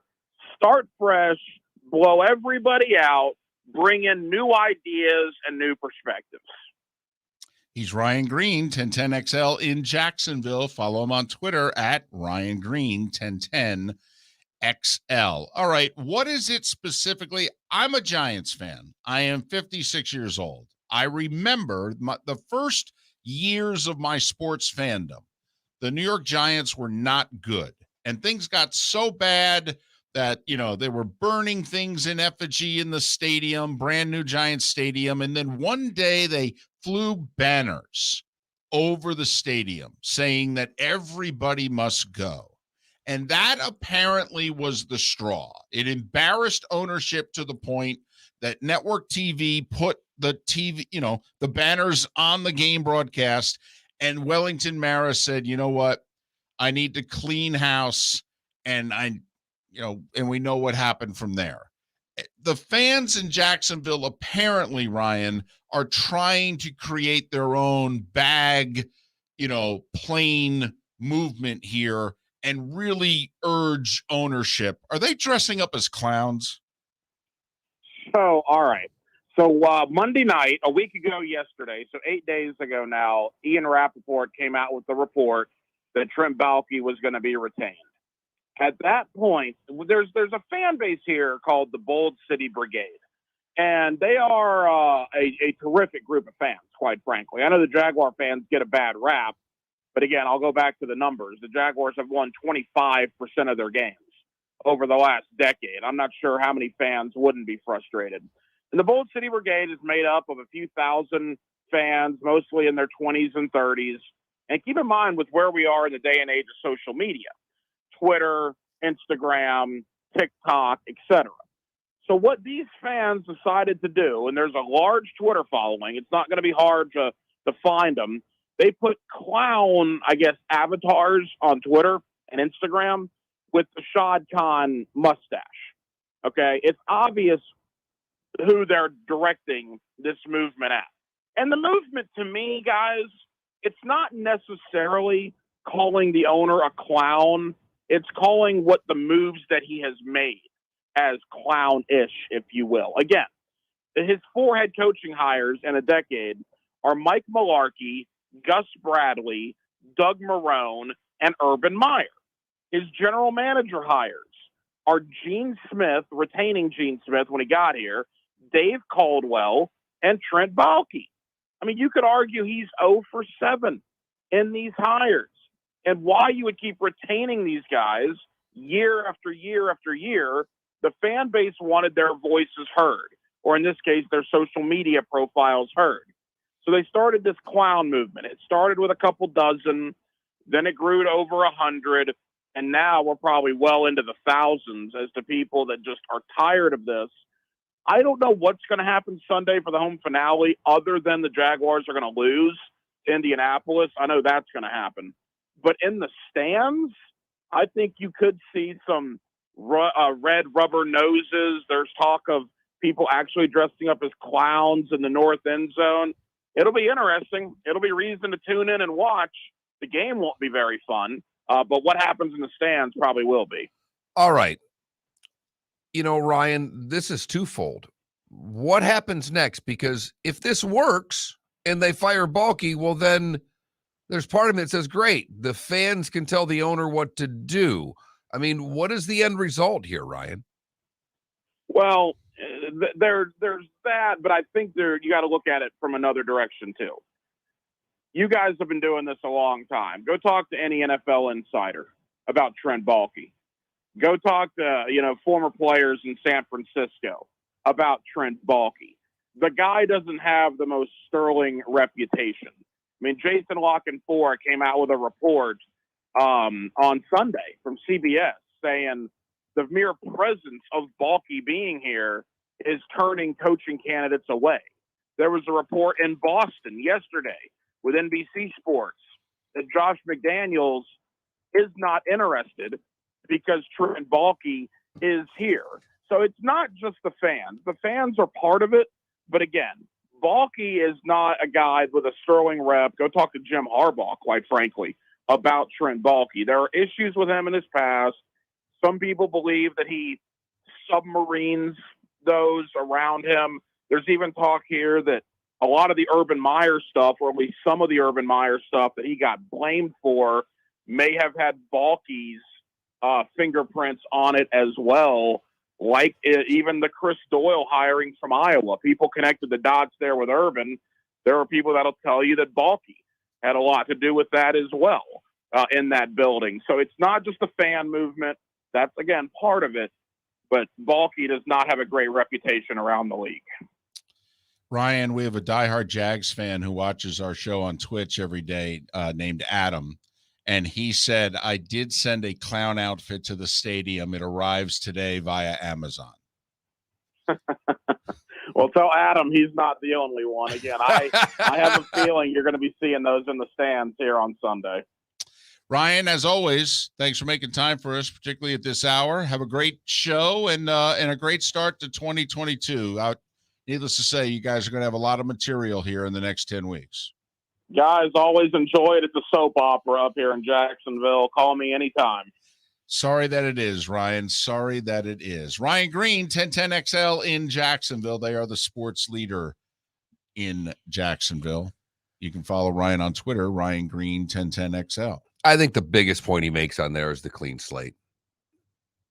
It's time to start over, but Khan doesn't want to.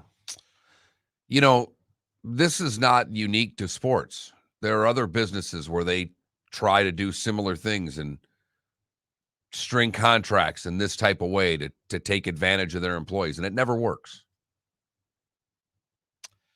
Their average season over the last 10 years since he took over as owner is 4-12. That's what they go every year for 10 years. And you got to remember, they had the 1 year where they went 10-6 and nearly went to the Super Bowl. And you want to know why they're not in London?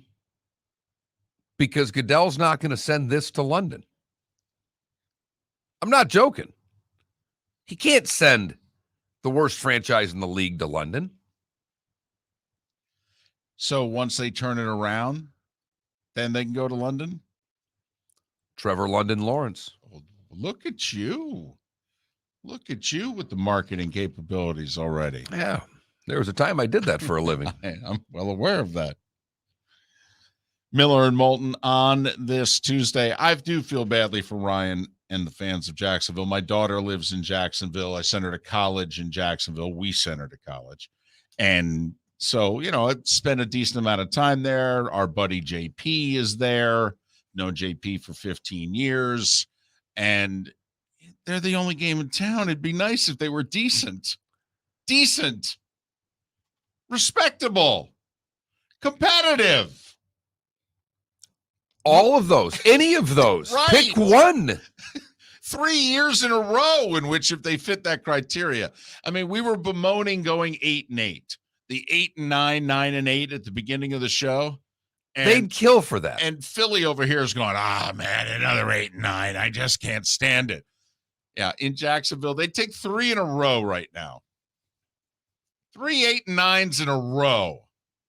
Hey, there's a reason I've never had an NFL team. There's a reason, David.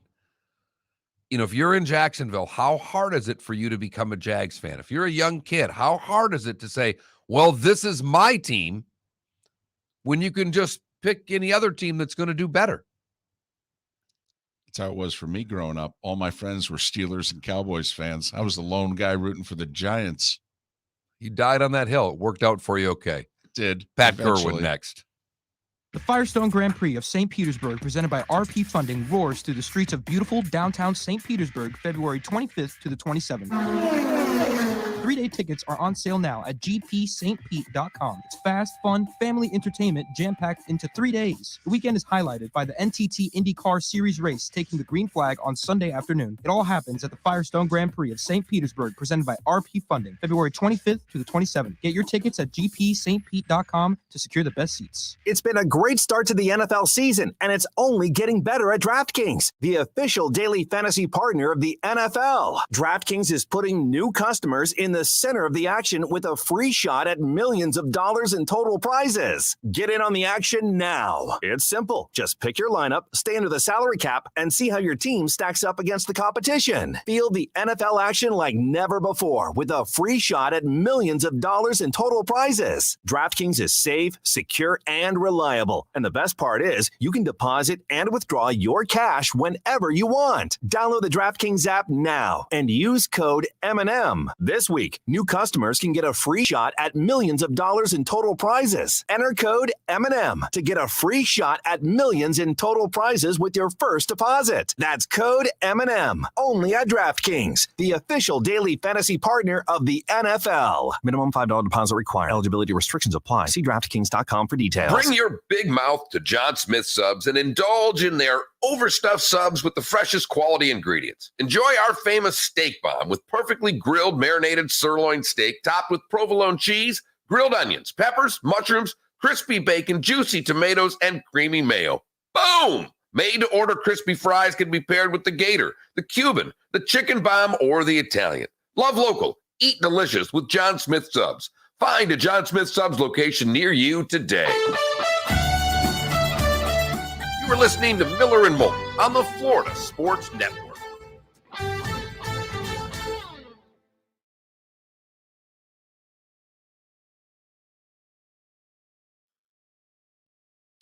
Adam, I don't think you're wrong that it plays into it. I mean, it's been so long since the Jags have had success that people, quite frankly, forget that 6-year run there where they were really good. Ooh. Jacksonville gets the Rays, London gets the Jags, and Tampa gets more parking. Yeah. Huh. So StubHub, by the way, came out. I got to fill that out too. StubHub will not let me sell any tickets unless I fill out paperwork now. They're going to start taxing you. Okay.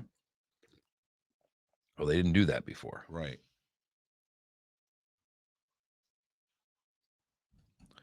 Yeah, I saw that, Brown Chicken. Basically from Richmond to D.C., right?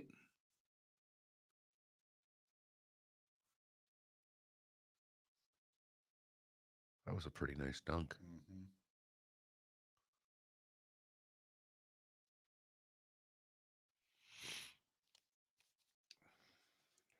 Listen, if they would just alter the style of play in the game a touch for my liking, there is some serious talent in the association. I mean, disgustingly good young talent.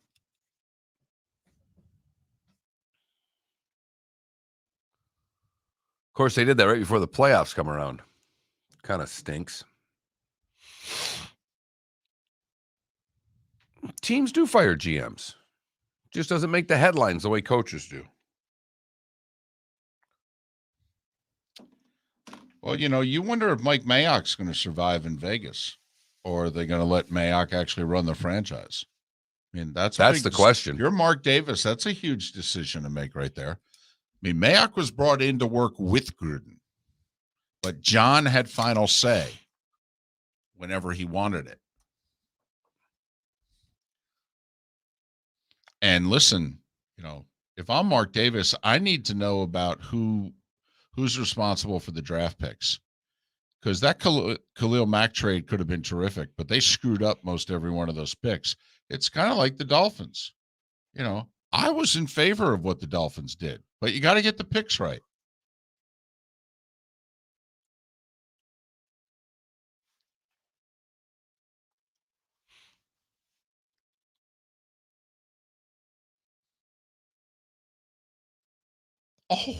Oh, yeah, John Morant. Also on my fantasy team, by the way. I'm trying to figure out how Hutchinson's the number 1 ranked kid to go to the draft. Did anybody watch the Georgia game? Did anybody watch the Georgia game? Yeah, who's the other defense? And I don't mean on Michigan. Who's the other defensive end? The kid from Oregon? Is it like Thibodeau? Yeah. Kayvon, is it? Yeah. Yeah, it's funny. I keep seeing things where Hutchinson's ahead of him, yet most talent people think they'd go with Thibodeau. Were you going to ask something about Jaw? Yeah. Did he go to IMG? Or because I know leading up to the draft, he spent his 2-3 months working out at IMG. I don't think he went to IMG. I didn't think he was an IMG guy either, but I know he spent the time leading up to the draft living there. Joker's competing at the Australian with a medical exemption? Well, I don't think he's gotten vaccinated. Right. Yeah. 5 seconds. Crestwood. That was his high school.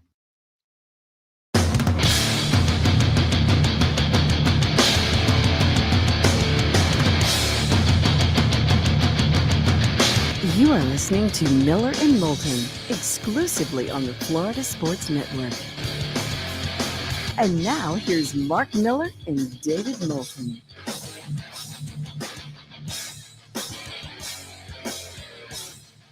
Minute and a half past the hour. It is the final hour of Miller and Moulton. For those of you in Tampa, St. Pete, for those of you in the 239, we are halfway home on this Tuesday. Miller and Moulton, the Florida Sports Network, the Florida Sports Network. If you've never texted the show before, it's simple.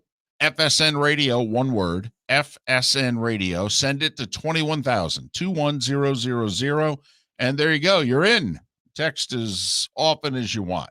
We are live every morning on the Miller and Moulton Twitch.tv channel, 6 to 10 a.m. weekdays. Pat Kirwan, talk all things NFL coming up near the bottom of the hour. Last hour, we did a segment addressing the Baseball Hall of Fame ballot and how it's a stacked ballot this year. Much like the NFL Pro Football Hall of Fame ballot is every year. Well, it's so funny you say that, Mark, because the Baseball Hall of Fame, the writers had to get their ballots in by midnight on New Year's Eve. Well, it turns out that the day before, the Pro Football Hall of Fame quietly unveiled the finalists for the Hall of Fame. 3 of the players made the finalists cut in their first year of eligibility. Wide receiver Andre Johnson, linebacker DeMarcus Ware, and returner Devin Hester. And we've talked about this over the years, as stacked a group of players that it is every year. I mean, Devin Hester, I know he was a wide receiver, but He's a returner. Right. And he's a finalist. Right. I was stunned. I was as well. I mean, I was fall off my chair, stunned. As far as Hall of Fame things get me, that one got me. So for those not named Andre Johnson, DeMarcus Ware, and Devin Hester that are finalists, they are Jared Allen, defensive end, Chiefs and Vikings,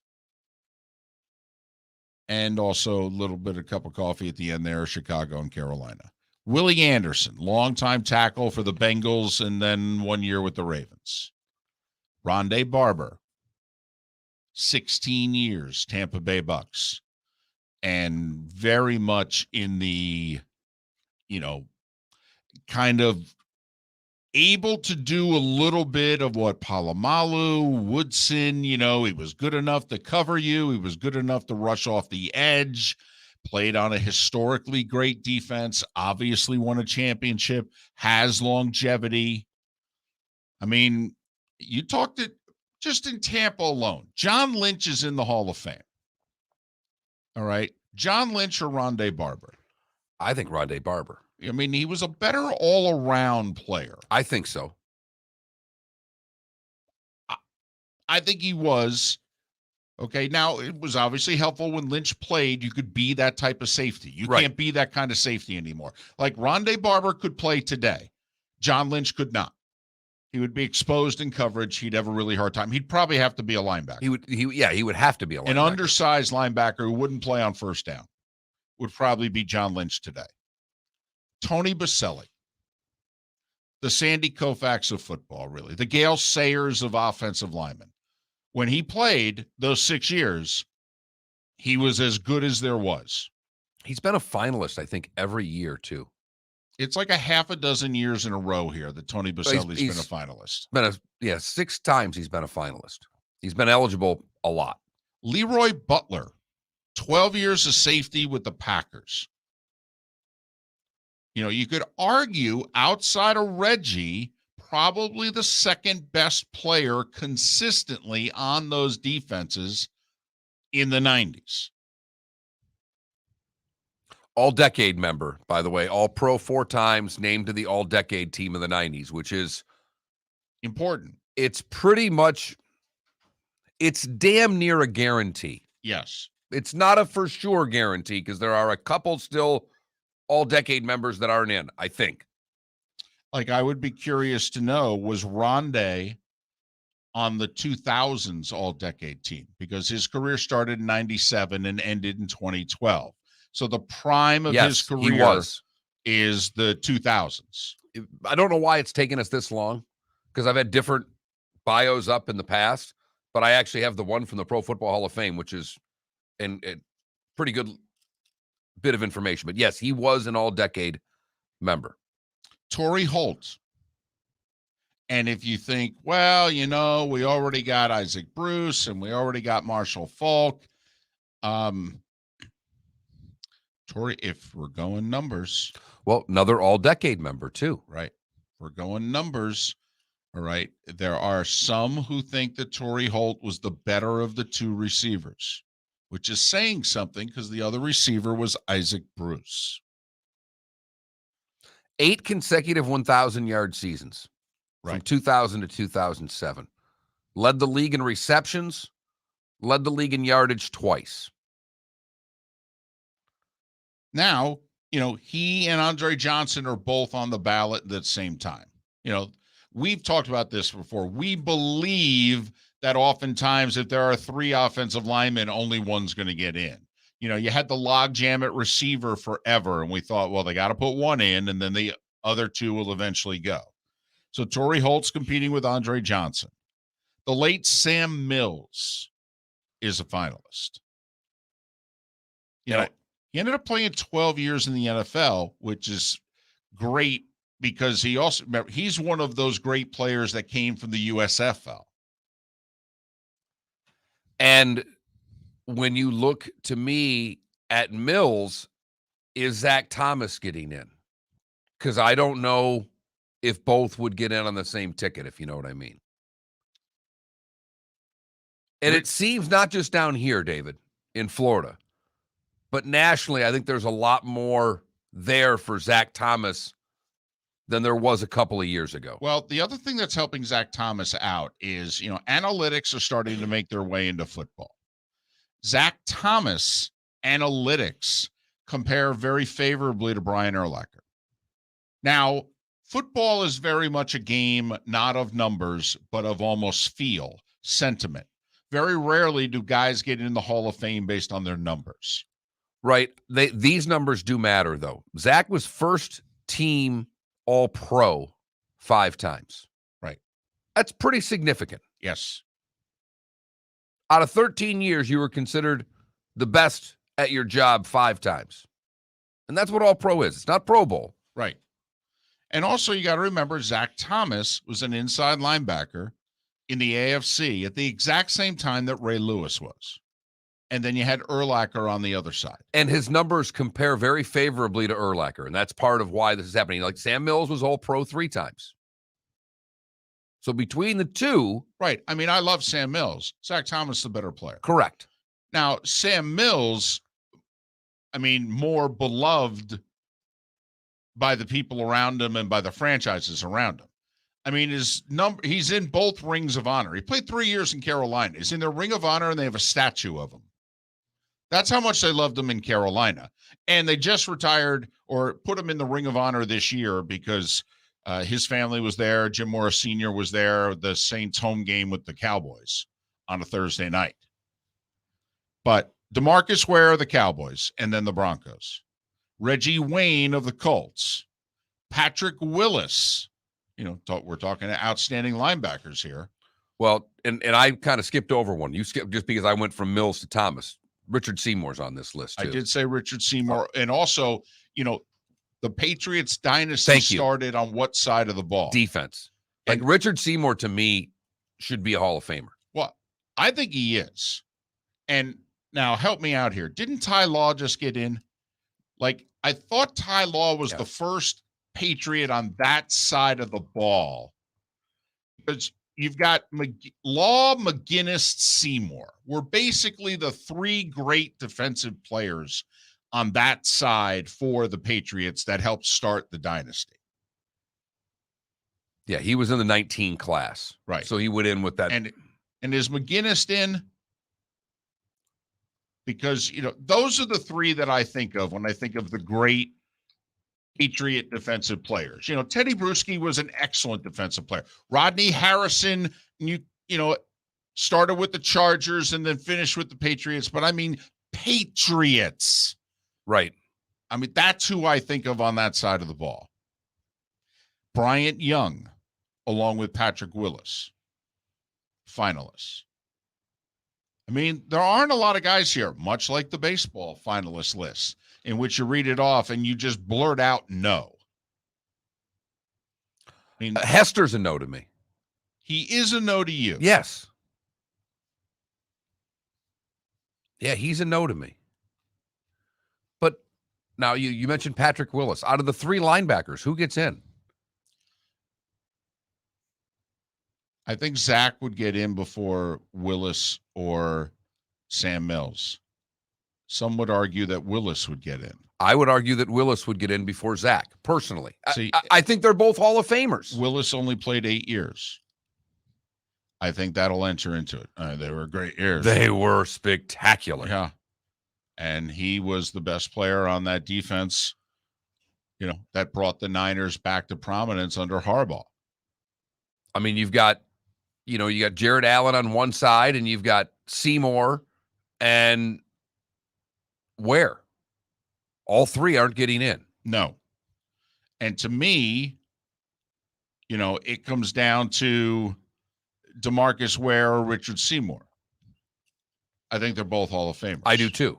Seymour's been waiting longer. We've been wrong about this before, though. When we thought they're going by position, they completely fool us. Right. And I could see Seymour and Ware both going in together. Well, you and I both think they're Hall of Famers. Yes. Here, that's a better question. Who's not a Hall of Famer? Well, you said Hester's not. Jared Allen, a Hall of Famer? I think so. If sacks count, if you know what I mean. Right. He was a double-digit a year for over a decade. Getting sack double guy. teamed too. Right. Largely. Willie Anderson. I'm going to let you, To me, no. To me, Willie Anderson is not a Hall of Fame tackle. There's a lot of great here, but like Willie Anderson, now he played twice as long as Tony Baselli, but Tony Baselli was elite. right. He was a first-team All-Pro 3 straight years, Willie Anderson. That's it. So I'm and with that's you on impressive. No. Yeah, but it's not Hall of Fame to us. Correct. Rondé Barber, to me, is a Hall of Famer. I think he is also. So is Baselli. Yes. Leroy Butler. All-decade team. Yeah. And those are great teams. I mean, all the Packers did while he was there was win. Right. And he was there before Reggie, and he was there after Reggie. And by the way, Devin Hester is a member of the all-decade team from the 2010s. He's one of 2 returners on the NFL 100 all-time team. Right. He very well may get in. I don't think he gets in this year. Boy, it's a special teamer only. Right. It's like the first relief pitcher that got into the Baseball Hall of Fame, though. Eventually it happened. Correct. Or kicker or punter that gets in. Eventually this happens. And if Hester gets in, he will be the only returner to get in because we don't have returners anymore.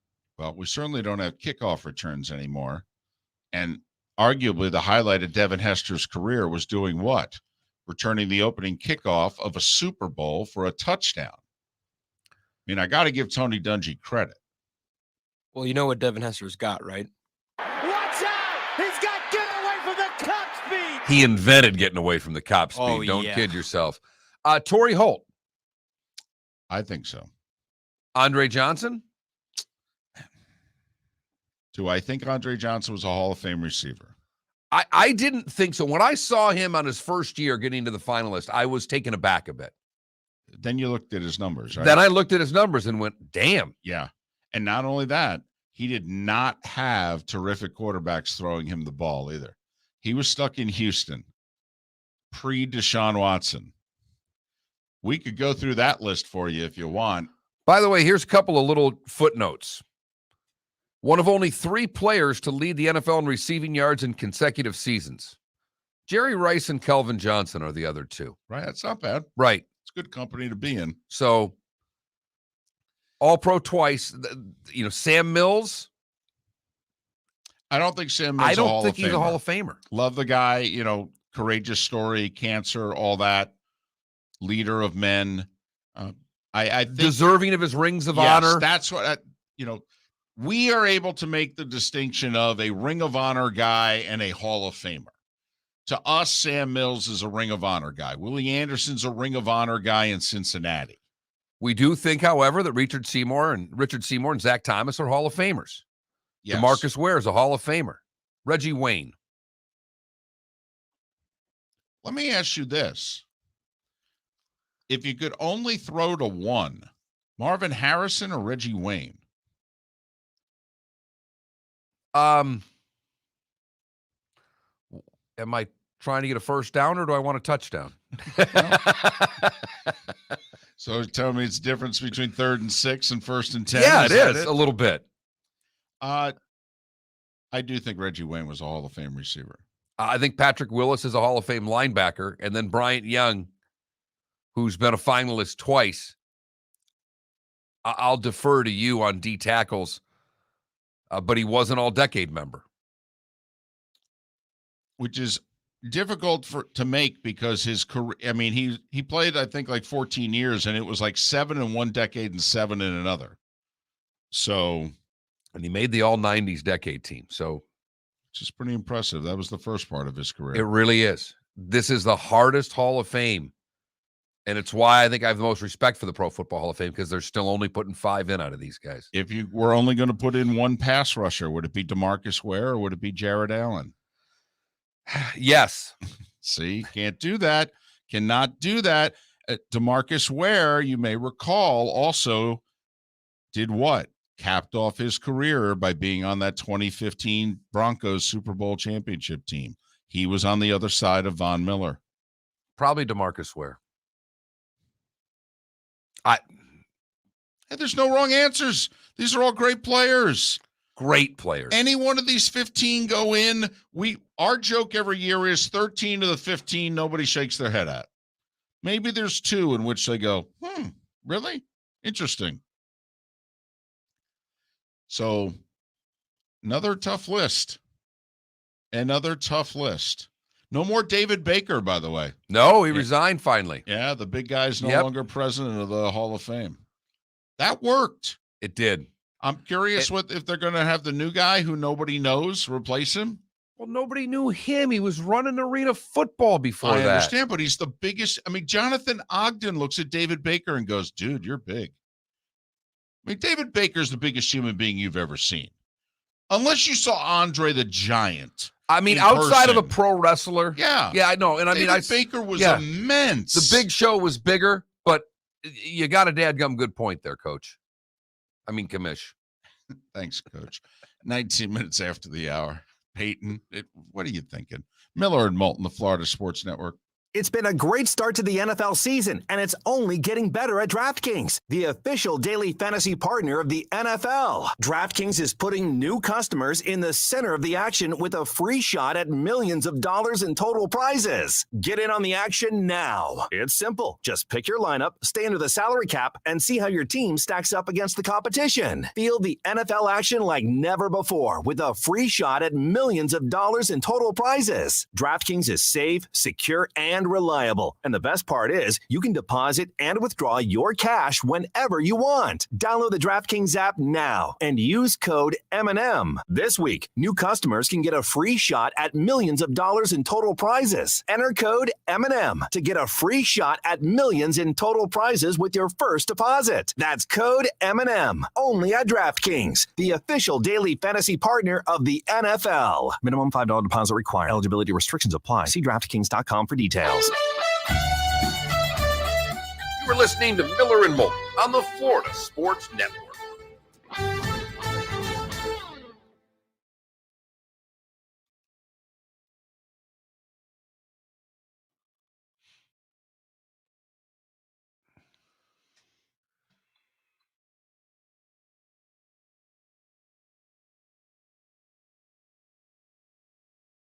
Got some more Canes in the Hall of Fame.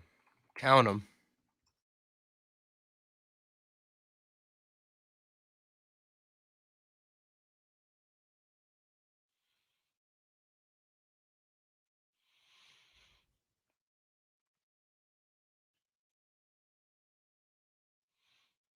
Twitch chat, isn't it sad that I consider myself a diehard Miami Hurricanes fan? Why?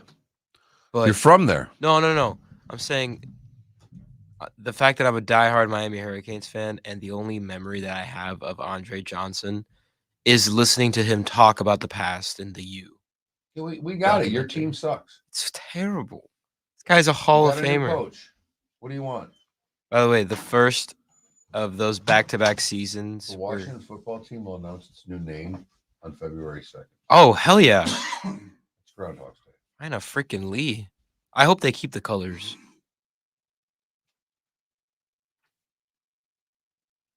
The U. I think he has actually, Adam, I think he has 19 returns. Junior ad who should be first round. Maybe also National Letter of Intent Day. Maybe 13 punt returns, but total returns, I think he has 19 touchdowns. I know he had a rookie record for returns. Yeah, but there's 5 spots. So who are you taking out of the Hall of Fame to put a returner in? That's where I'm at. I ain't putting them in. I mean, when you got 5 guys on the list, there's no way I am putting him on the list.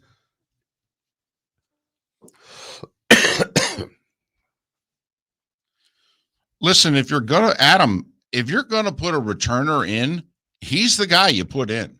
He's probably the only one you put in. Yeah, and it's the only one that would ever get in because they don't matter anymore. I mean, are there kickers in the Hall of Fame? Yes, there are. There you go.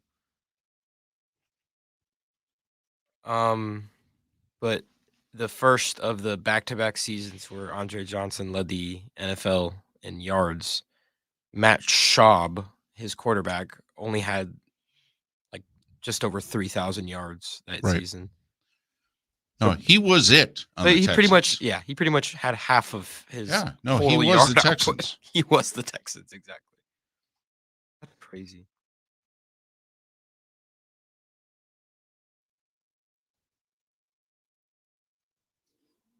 You know, Greg Tiburon there. It's funny. I don't know if I'll say this on the air. I got the sense last night. I didn't sense that Ben was beloved. I got the sense last night that the Steeler crowd was, hey, we respect the hell out of you. Thanks for all that you did. But I just didn't get the sense that he ain't loved. He's loved. He ain't loved in Pittsburgh. I'm telling you, my family's from there. He ain't loved. Big Ben? Yeah. Big Ben's not a good human, and they all know it deep down. He's not, but like they all know it deep down. They like what he did for their football team. I don't understand why fire their president. They're not firing their president. No. Why would the Canes? No, she has been Donna Shalala or Shalala, whatever. Oh, has been gone for president. a decade. No. The new president is what's the new guy's name? Is it it's a Ruiz, or is that the guy that's the right hand? Well, you're not talking about the billionaire who wants to build the stadium. Yeah, Ruiz is the billionaire, right? I don't think he works for UM. He's just a. I know, but he's also got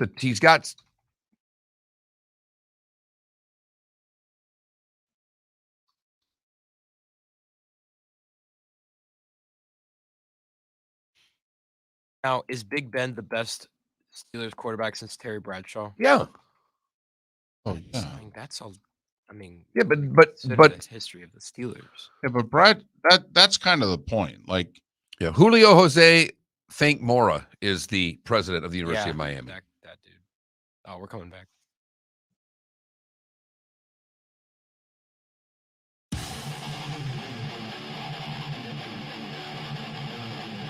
You're listening to Miller and Moulton, exclusively on the Florida Sports Network.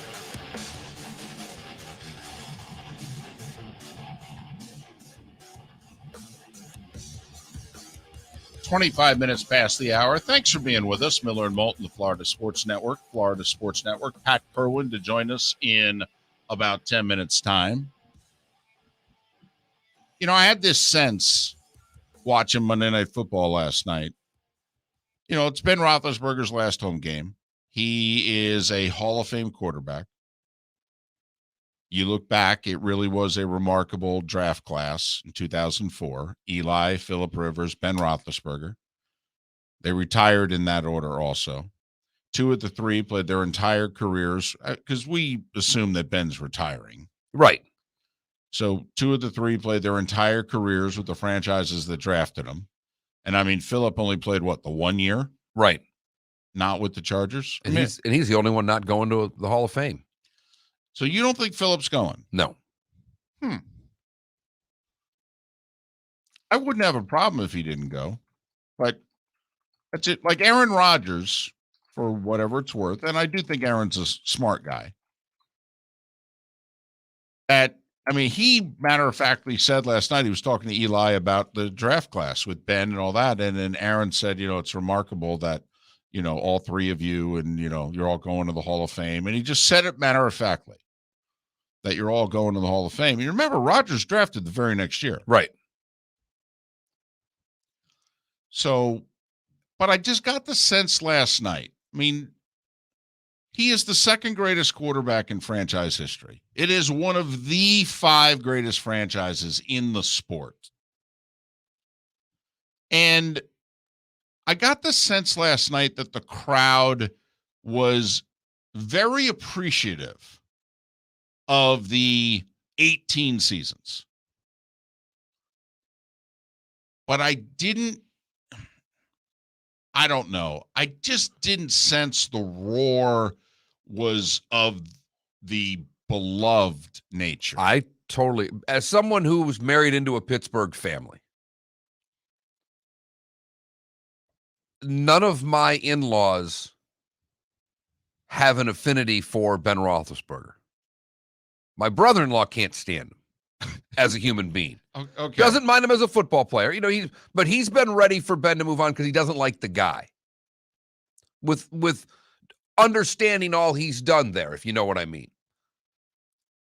My mother-in-law and my wife have far more favorite Steelers, if you know what I'm saying. Like, he doesn't even enter into the equation of favorite Steeler. And they love the Troy Polamalu's. And you know the Pittsburgh mentality. They like the Heath Millers of the world sometimes more than they like the quarterbacks. They like the guy that goes to work and works hard every day. Well, Hines Ward is definitely more beloved than Ben Roethlisberger. Oh, it's not close. Right. I mean, Hines Ward could get whatever. Hines Ward's the only Steeler player that I can recall Steeler fans letting management know, hey, you're screwing up, pay the guy. What a great comparison right there, though. I mean, that's it right there. Hines Ward is far more beloved than Ben Roethlisberger, and it's not close. Right. Which, when you think about the positions that they played, the length of their service and all that, is remarkable. Some would say laughable, considering the pedestal that we put quarterbacks on. But, you know, Ben, also Pittsburgh's a smaller area. People know one another. They talk. Word gets around. You know, Ben's had highly publicized incidents. There are also those that haven't been so highly publicized. It just seems as if the locals know more than the nationals. Well, and he tried and has, to some, successfully rebranded himself. With Ben's off-the-field issues, he is in the second half of his career, found God, done a lot of faith-based things that have restored his character to a lot of Pittsburgh fans. Some don't see it as a resurrection of a personality. They see it as a, way to try to resurrect without actually doing so. But, you know, and as some are pointing out, hey, Steeler fans for the longest time had a bit of a love-hate thing with Bradshaw. Oh, yeah, and he had a bit of a love-hate thing with them, too. And it is interesting, you know, 20 years later, the fan base, and that came full circle with Bradshaw, you know, and now for the most part, although Terry has gotten himself in hot water because he's been critical of Ben and others, and whenever he does that, he catches a lot of grief. If you're a Steeler, former Steeler, right, they're only great. Right. So it was interesting. I'm wondering, will Steelers fans' appreciation of Roethlisberger get better, or was last night the height? They'll get better because he's going to go to Canton. And to Steeler fans, it's a rite of passage for their players to go to Canton. And the proximity of Pittsburgh to Canton, when a Steeler goes in, that place is filled. Oh, it was unbelievable this August. Unbelievable. Took over the city. And that was for Troy Polamalu, right? Right. Well, and Cower. And Cower. So, you know, if you're still in the position where somehow you end up around there for Ben's, if that happens to be the Fox year, if you're still working, I'd be curious. So was one comment, and then quickly Pat Kirwan on the other side, but I guess one of the ESPN broadcasters last night, you know, had to be either Greasy or Riddick, said, with all due respect to Terry Bradshaw, Ben Roethlisberger is the greatest quarterback in Steelers history. Which, I mean, that in and of itself, we're not in Pittsburgh, but, you know, that'd be a show. That would be a show. We'd play the clip and, you know, make it the give the phone numbers. There you go. Smoke them if you got them. Hell, you want to go Pittsburgh South today? We still don't have a poll question. You want to go that as the poll question? Not really. Okay. But it's the first nomination we've had for the show. Apparently it was Louis Riddick who said it, which is interesting because the other guy's a quarterback. Miller and Moulton. Well, he doesn't talk. Well, not at the same time as Riddick. Pat Kirwan next. Miller and Moulton, the Florida Sports Network. for Orange Whip Golf and Fitness Power Peel at Home training system. This complete body and swing trainer uses resistance band connection system to fix bad habits and ingrain a more consistent, powerful swing. The Power Peel system is powered by functional golf swing training technology. It trains both your swing and body at the same time. Simply make a few prescribed resistant band connections, and in a few steps on the peel, you'll swing better, feel better, and play better. Use it before your round of warm-up, as your daily fitness routine, or anytime you want to feel and train the swing you've always wanted. Pair the Power Peel with the Orange Whip Golf and Fitness at Home training technology, available with a monthly membership, and maximize your results with Golf Fitness X coach-led programs that take less than 20 minutes a day. Buy the Power Peel training bundle now for 4 interest-free payments of $115 by going to orangewhipgolf.com and use code Miller10. That's code Miller10 to save $45. Go to orangewhipgolf.com and use code Miller10 to save $45 and play better golf. Go to orangewhipgolf.com. You are listening to Miller and Moulton on the Florida Sports Network.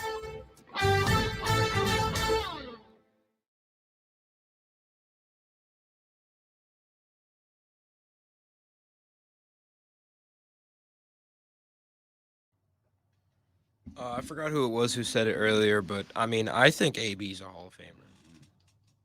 Whether or not they put him in the Hall of Fame is totally up to the NFL. Who? AB. He's a Hall of Famer. He's never going to get in. That's what I'm saying. Whether or not they put him in the Hall of Fame. Like Well, the but NFL. it's actually the part of what took place Sunday that I don't believe people are talking enough about, because he was a Hall of Fame player in Pittsburgh. Then it ended the way it did. And he spent an hour in New England, all the off the field stuff. He was not going to get in the Hall of Fame at that moment of time. Then Brady gets him back on Tampa. He helps him win a Super Bowl. Everybody realizes again, God, this guy really is special. Scores a touchdown in the Super Bowl. Right.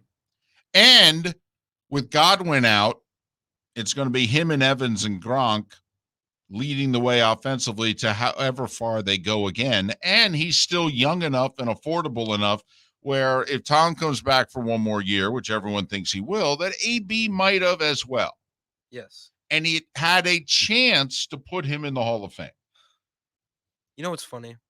He's never going to play a game in the NFL ever again. No. But he is going to still make a ton of money. He's going to start boxing. He's going to start doing all these things. He's Antonio Brown. Yeah, but most people think he's a piece of shit. Yes, but pieces of shit make a lot of money nowadays. Wow. That's how I wish I could have perfected that. Jake Paul, he's a piece of shit. That whole thing just. Yeah. But that's what I'm saying. That's how he's going to make money. He's going to go down that route. And that's like the cryptocurrency of sports, as far as I'm concerned. Why was Victor Cruz's career so short? He blew out his knee. That's right. In Philly, in the end zone, making a catch. So sad. Yeah. He was good, man. Great story, too. Oh, Adam, come on now. Didn't he win Dancing with the Stars one year? Yeah. His first full season in the NFL, he had 1,500 yards. Actually, go Raiders. That's not true. Look up their playoff scores against the Steelers. They had a lot of trouble scoring. That immaculate reception game at the time of that throw was 7-6. They lost an AFC championship game 16-10 to the Steelers. They lost another one to them. I think it was 17-7. They actually had a lot of trouble scoring on the Steelers in the playoffs, just like most people did. By the way, did you see the immaculate reception type-esque reception in I think it was the Packers game, where a lineman, someone caught it. And that was not like that was a lineman. That was not like an immaculate reception. That game won an AFC yes, champion. I know. No. Philly. What you say is, did you see that deflected pass where the lineman caught it? When you compare something to one of the all-time greatest plays in the history of a sport, this is where you call Pat. It's a great idea. Holy cow. The announcer was like, oh, that looked like the immaculate reception. No, it didn't. It didn't look anything like it. He got blown up and he caught it. Got some yards. Well, boy, that's got a lot in common with the immaculate reception. He caught it and got some yards. Oh, you don't see that every day.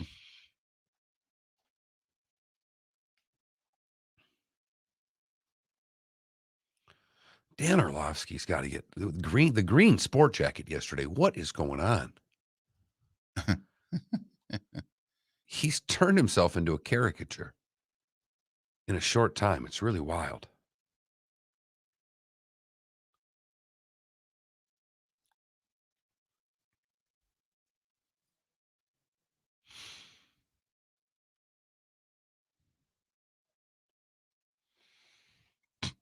I am back. He is something. Yep. Oh, God. I just need to. I don't know 97.7 if from a cap standpoint, I don't know if the Falcons can afford to move on from Matt Ryan. I don't think they. I think they're stuck with him for one more year, right? Come back.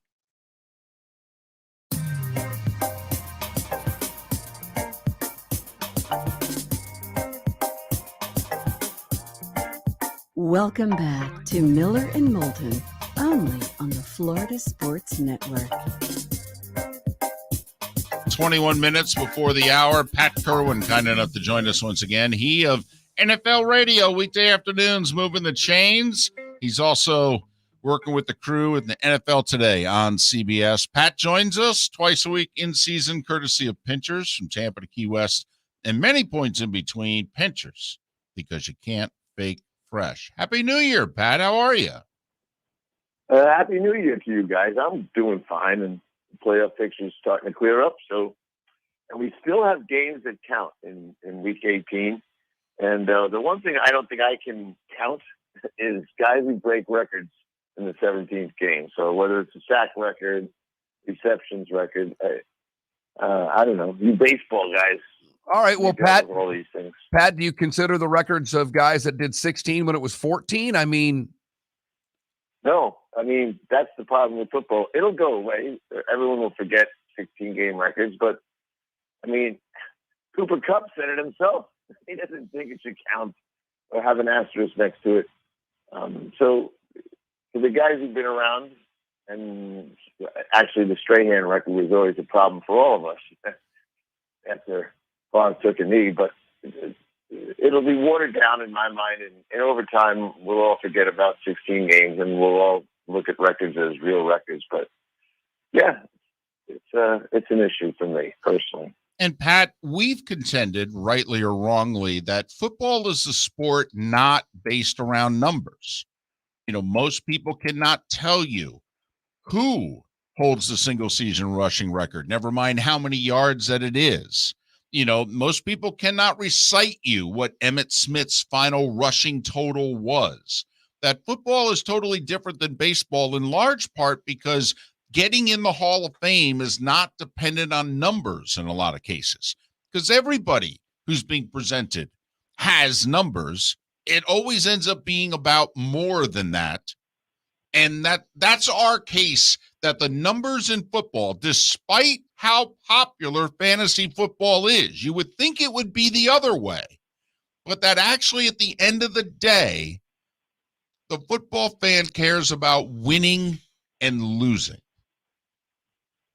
I agree with you, David, except that the fantasy players are a whole new culture to the football fan base.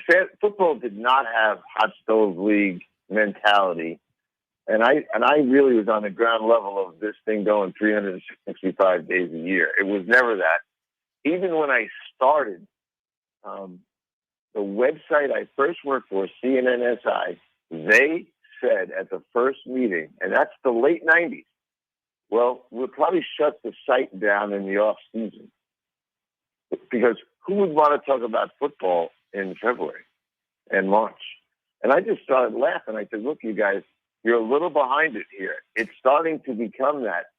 I would think they'd laugh at you. Someone said we could put the hockey into the football site. I go, okay, you're in the wrong place. And obviously they never did it. But they weren't used to the fans in football that thought like a baseball fan with this hot stove mentality. But there's more and more of it. I mean, you're on all year round. people will talk football all year round. I do agree with you, though. The team win outweighs the other stuff. But I notice with my fans that call in, a lot of them know the numbers, and a lot of them want to justify Hall of Fame based on numbers. And I know a lot of the voters, and a lot of them talk to me, and a lot of them go into the room and vote off numbers. And that's disappointing to me at times. But T.J. Watt's going to get in the Hall of Fame someday, and the numbers will have a lot to do with it. Pat, as you mentioned the Hot Stove League, first off, the fact that you went CNNSI, David and I both kind of snickered. There's a lot of people driving around the car. I remember that website, but we did it today on the show. I mean, we kind of just went through, are there going to be more quarterback openings or more coaching openings? And I found myself yesterday watching that game already by halftime of last night's Monday Night Football game. I'm already starting to think about quarterback turnover and what's going to happen in the league. So they've accomplished it, because even with 1 week left in the season, my brain's already on what the quarterback fallout's going to be in the offseason, Pat. Well, the fan base on my show anyway, and I'm sure yours as well, is broken into three groups.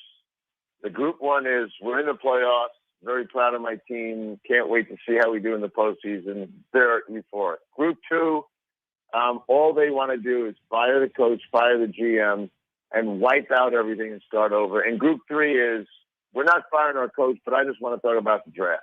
That's really all the fans into three boxes. Well, I'm in box two. I got to be honest. You've always been in box two. Not true. Mark and I have been unable to tell you that. Not true. Not true. But this time around, oh, yeah, 4 drunks at the end of the bar could have done less damage than what's happened to my franchise. Don't get me started. Oh, yeah. And how about that? In case you weren't totally upset, there's a post-game press conference by your coach, Bobby. Well, I will say, and for those that aren't paying attention to the demise of the once proud New York Giants franchise, it's not often that a head coach walks up to the microphone and does an opening monologue of a sports talk radio show. Joe Judge did 11 and a half minutes, 2,700 words before he said, and I'll open it up for questions. I wonder how many times he practiced that speech, which meant he had to practice before the game, which meant he knew the outcome of the game. I think we were all trying to figure out, did he give that speech to the team? It didn't work, so now he's going to try it on the fans and the media. Well, pressure is an incredibly powerful source of energy and anxiety, and I'm sure he's not feeling great about it. I hope he's not trying to blame someone else. Just take the blame and try to fix it.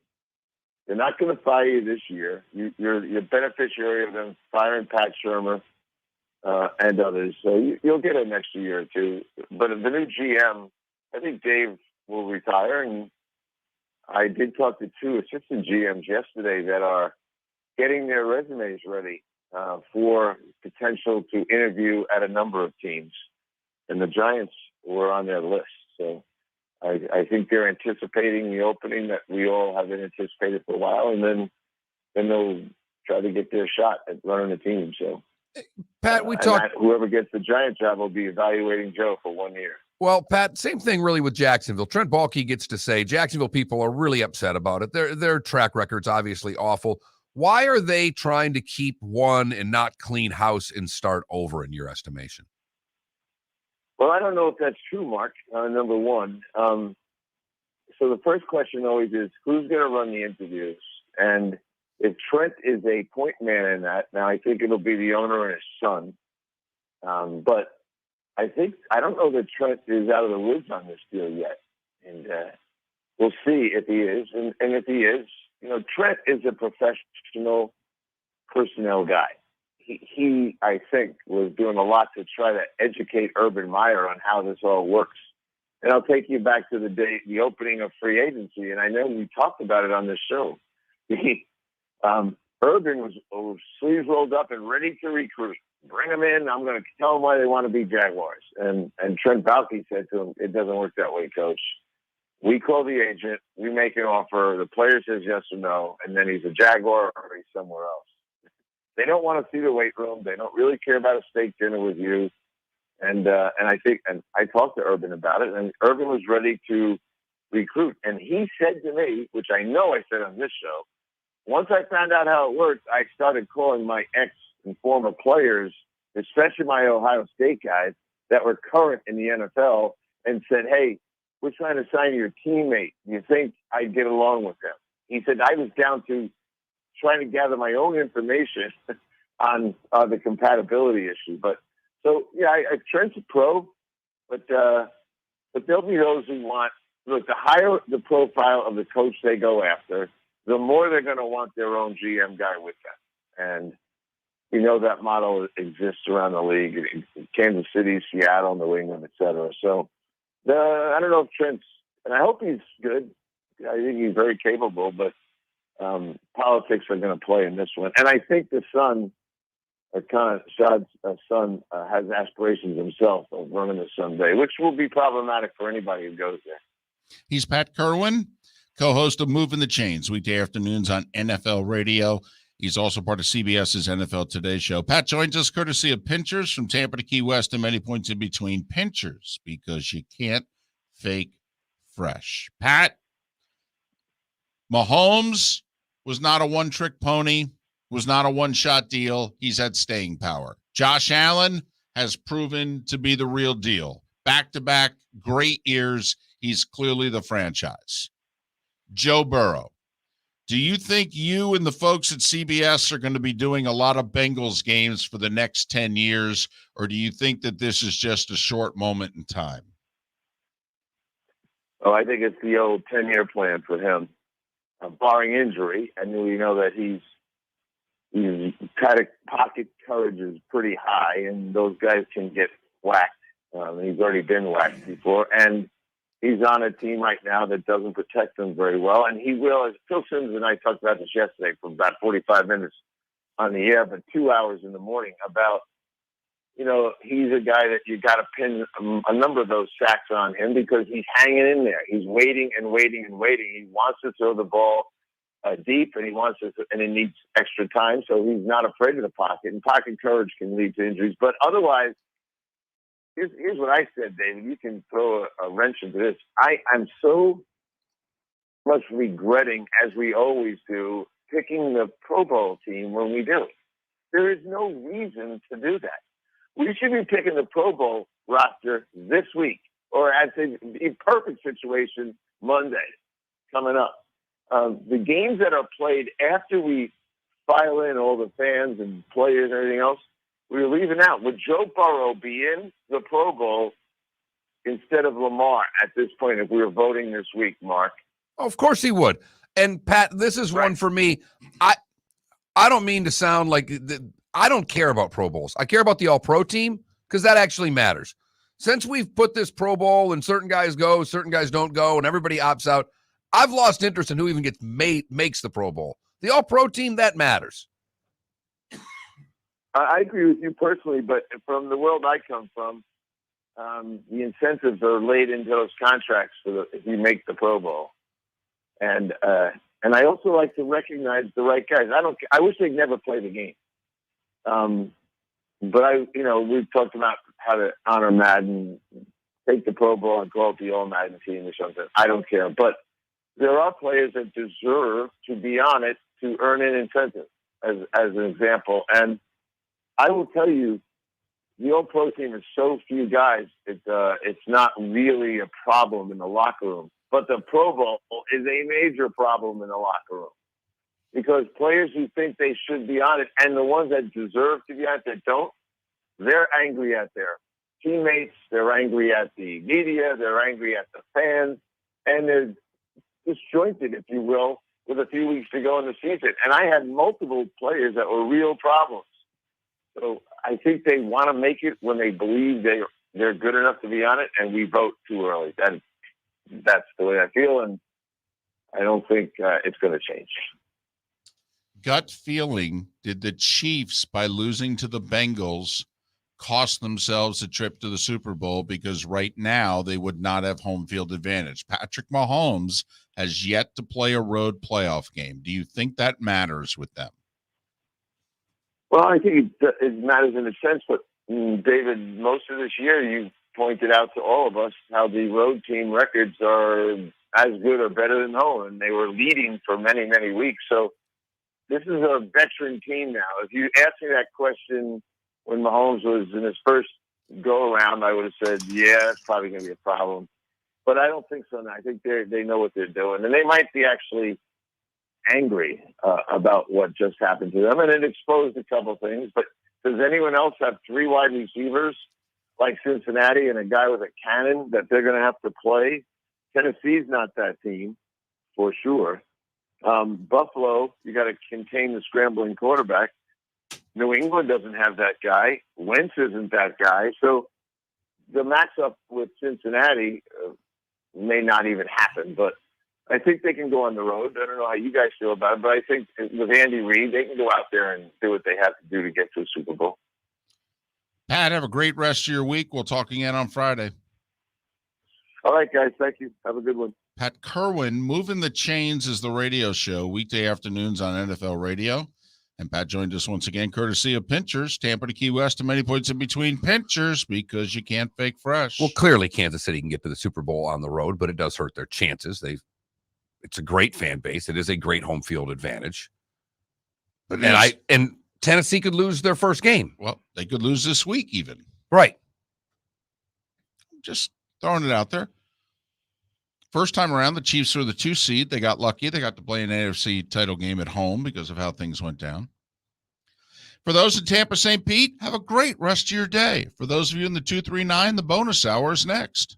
Bring your big mouth to John Smith Subs and indulge in their overstuffed subs with the freshest quality ingredients. Enjoy our famous steak bomb with perfectly grilled marinated sirloin steak topped with provolone cheese, grilled onions, peppers, mushrooms, crispy bacon, juicy tomatoes, and creamy mayo.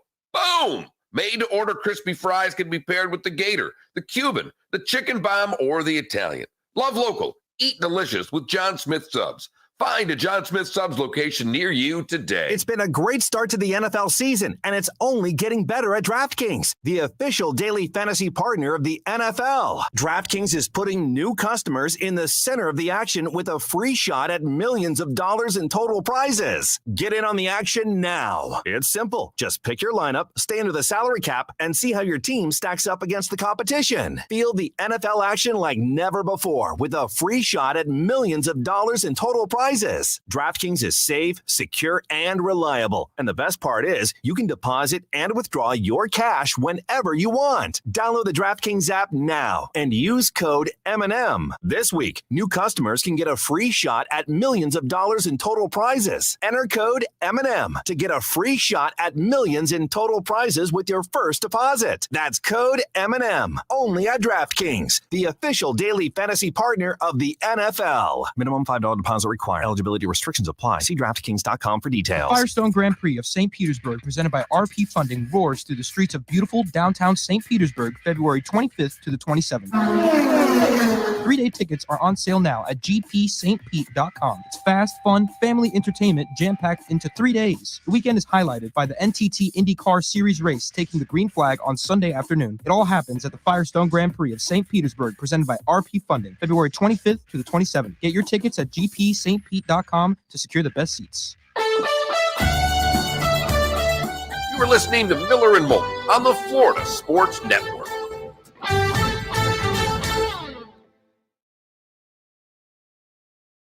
Is this real? really happening? Is this real? Well, I can tell you how damaged. Adam, you are 100% right there. Adam's like, if Tony Khan assumes control of the team. You got that right, Adam. Well, hold on a second. And this is not my area of expertise at all.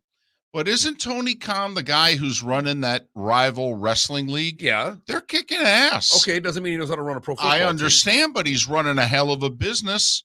Okay. He's made a lot of great personnel decisions. I mean, that from the people that cover wrestling, our buddy John McMullen, who I follow Which on we got to Twitter. get on the show. Fine. He'd come on anytime. I know that, but I mean, there's just been a lot of Eagles crap Right. going on. It's kind of worth putting him on now. And John McMullen, who's a huge wrestling guy, is like, listen, whatever that league is, AEW or whatever it's called, he's like, they're crushing it.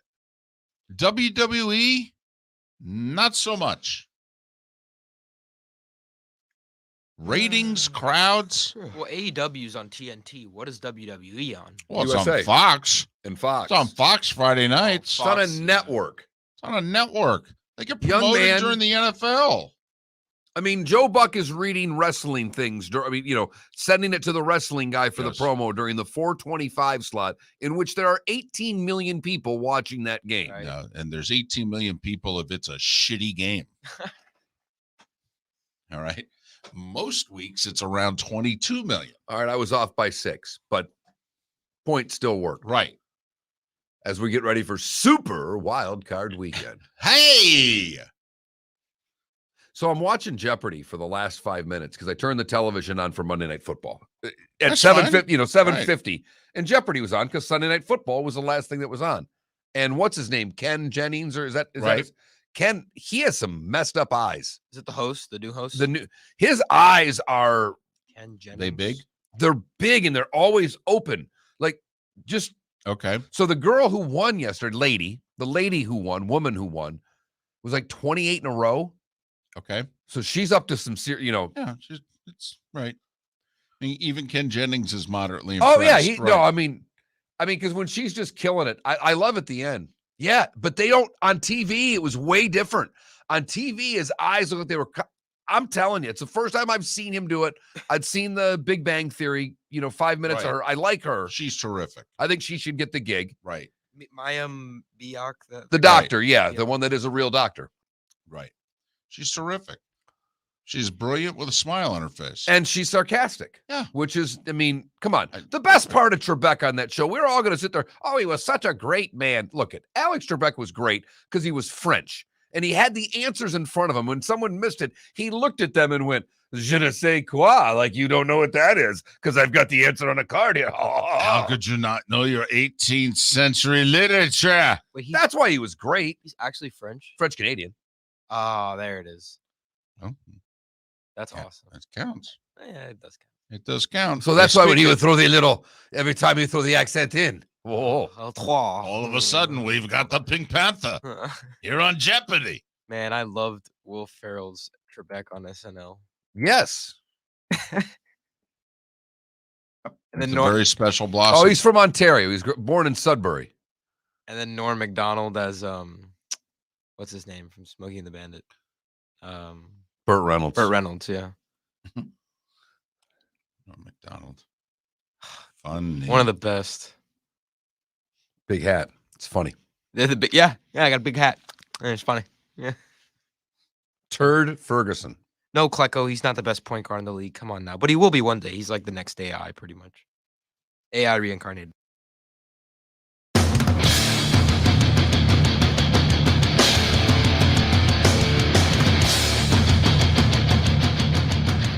You are listening to Miller and Moulton, exclusively on the Florida Sports Network.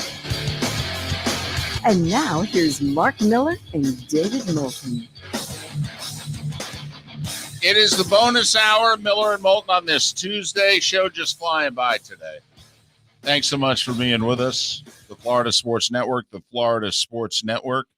We touched upon in our 7 o'clock hour that they're so angry in Jacksonville that fans are dressing up in clown outfits to go to the game Sunday to make the point that we have become a clown show. And to try to get the point across to the ownership, yes, we're embarrassing you. As silly as we look, we are embarrassing you.